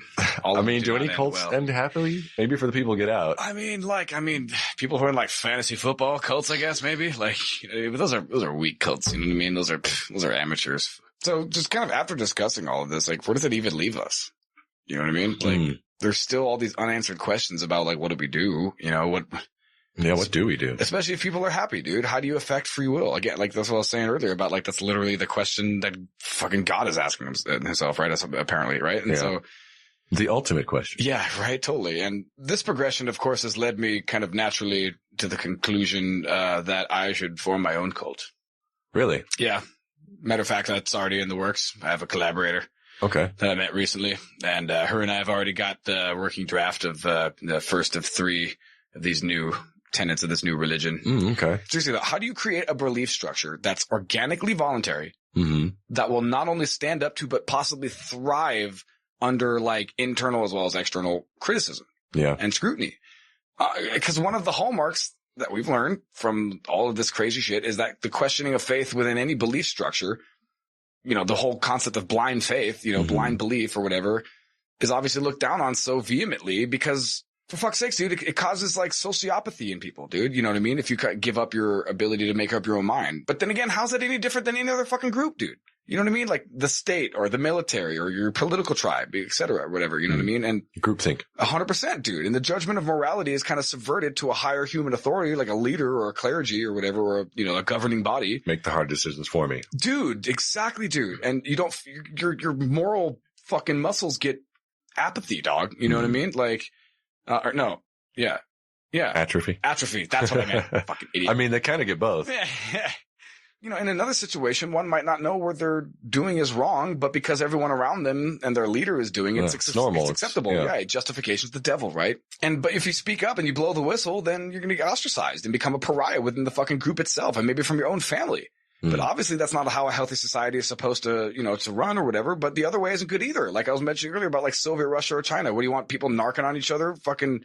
So everybody, even family members are narking each other out to the States so they can get a fucking pat on the head, dude. Like, right. I don't like that either, dude. And now with the help of technology and the internet, it's even worse. I was just going to say, like, is it better now or is it worse? It's probably worse, dude, because like we've probably never been more lost. You know what I mean? Like, was it also Rousseau or whatever? Like, to talk about the death of God or whatever type of shit of like, it's leaving this hole in humanity that's going to cause people to fill it with all this weird shit. Right. Or as weird as like religious shit is. Like, it's absolutely worse now. Not just because of the times, but because of the fact that we have the internet and technology. We've fucking weaponized it, dude. And now that we've made this phenomenon able to reach a worldwide audience that can instantly disseminate your fucking beliefs, dude. You know what I mean? Yeah. Well, then there's also we've talked about how these things get strengthened because of like a sense of community. People can form communities as small as they want to. Sure. And that shit can fester and grow. And you don't need to meet like physically or whatever. It's dude. decentralized. Like dude, you've decentralized cults. That's cults, dude. scary. You've weaponized and decentralized cults. That's fucking crazy. But exactly. Cause bro, what is an internet influencer today? You know what I mean? Besides a cult leader. Seriously. Many followers. Cult leader. Look how it's not many the same thing, but it's kind of like this weird micro like cult, right? Like it reminds me of like Fight Club. It's not like religion. It's a men's support group. Right. Yeah. Totally. And again, like those guys aren't talking about like God or anything. They're just like, look, these are our structures of belief, and this is what we think is interesting and cool and shit, and this is how we're gonna run our life. You should think. Yeah, dude. And if you want to be part of our group, you have to voluntarily do it, right? Or fuck off or whatever. And you're more than welcome to fuck off. There's the door, right? But people are like they want that answer at the end of all this fucking work, dude. So they're willing to take a chance. You know what I mean? We're kind of talking before the whole like psychological analysis is like what personality traits could coincide with religions that one would be susceptible to. You know what I mean? Even within that. As a follower or as a leader? You mean? Well, shit, I guess you could do either or whatever, but I was thinking more of a follower or whatever, cause you could break it down even further with what traits about those religions pull you in or push you away. You know what I mean? Like, I wish I could see this like giant spreadsheet and breakdown of like psychological traits grafted over like the, dogmatic behavioral. Oh, I'm sure somebody has that. Right? Come on, internet. Like fucking, right? All you motherfuckers with weaponized autism, fucking lay it on me, dude. Come on. So it kind of also reminds me like how cool would it be if like, how come we don't have like deity Marvel trading cards, with all like the breakdowns of the stats on the back, dude, like the strengths and weaknesses of the superpowers of all the fucking deities. Like, oh, okay. Yeah. I see what you're saying. So what you're saying, Drew, is that I'm the second coming of God. Oh. Jesus. Not like all those other posers that came before me. And for only $5 a month. For only a mere $5.99 every month, you can get the word of Drew.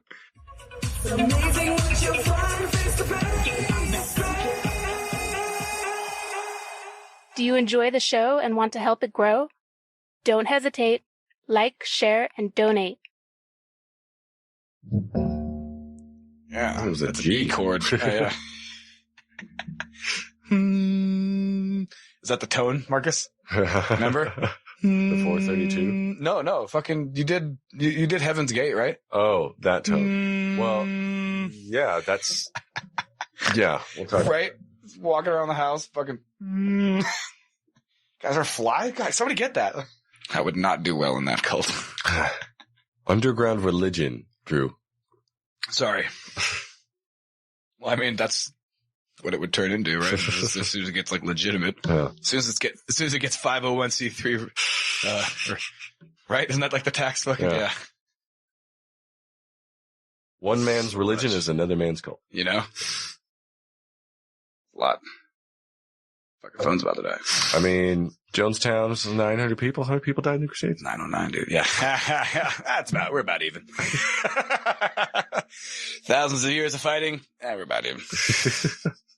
Can't they just do that? Can't somebody just walk into like the Gaza area and just put a hand between the Jews and the Arabs and just be like, all right, come on.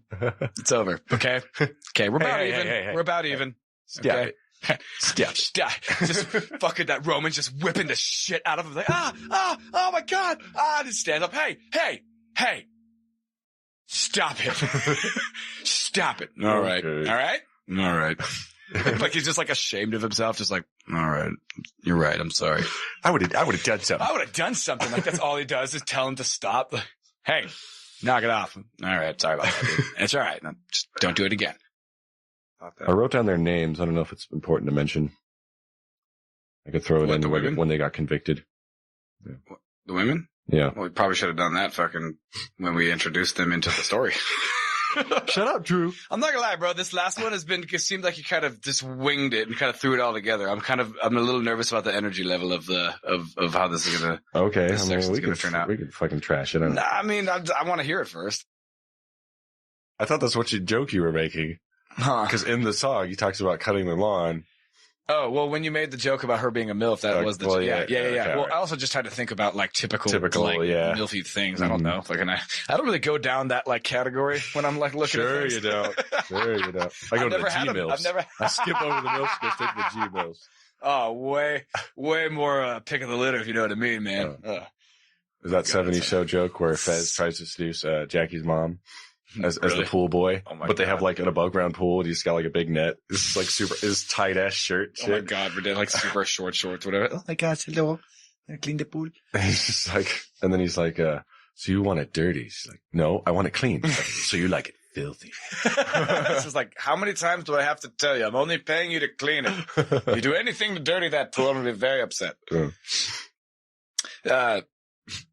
Hold on. So where should I start? Should I leave any of that in? Like, where do you want me to? Where do you want me to come in? You were talking about Jim Jones' mom, I think. Yeah. No, exactly. His mom was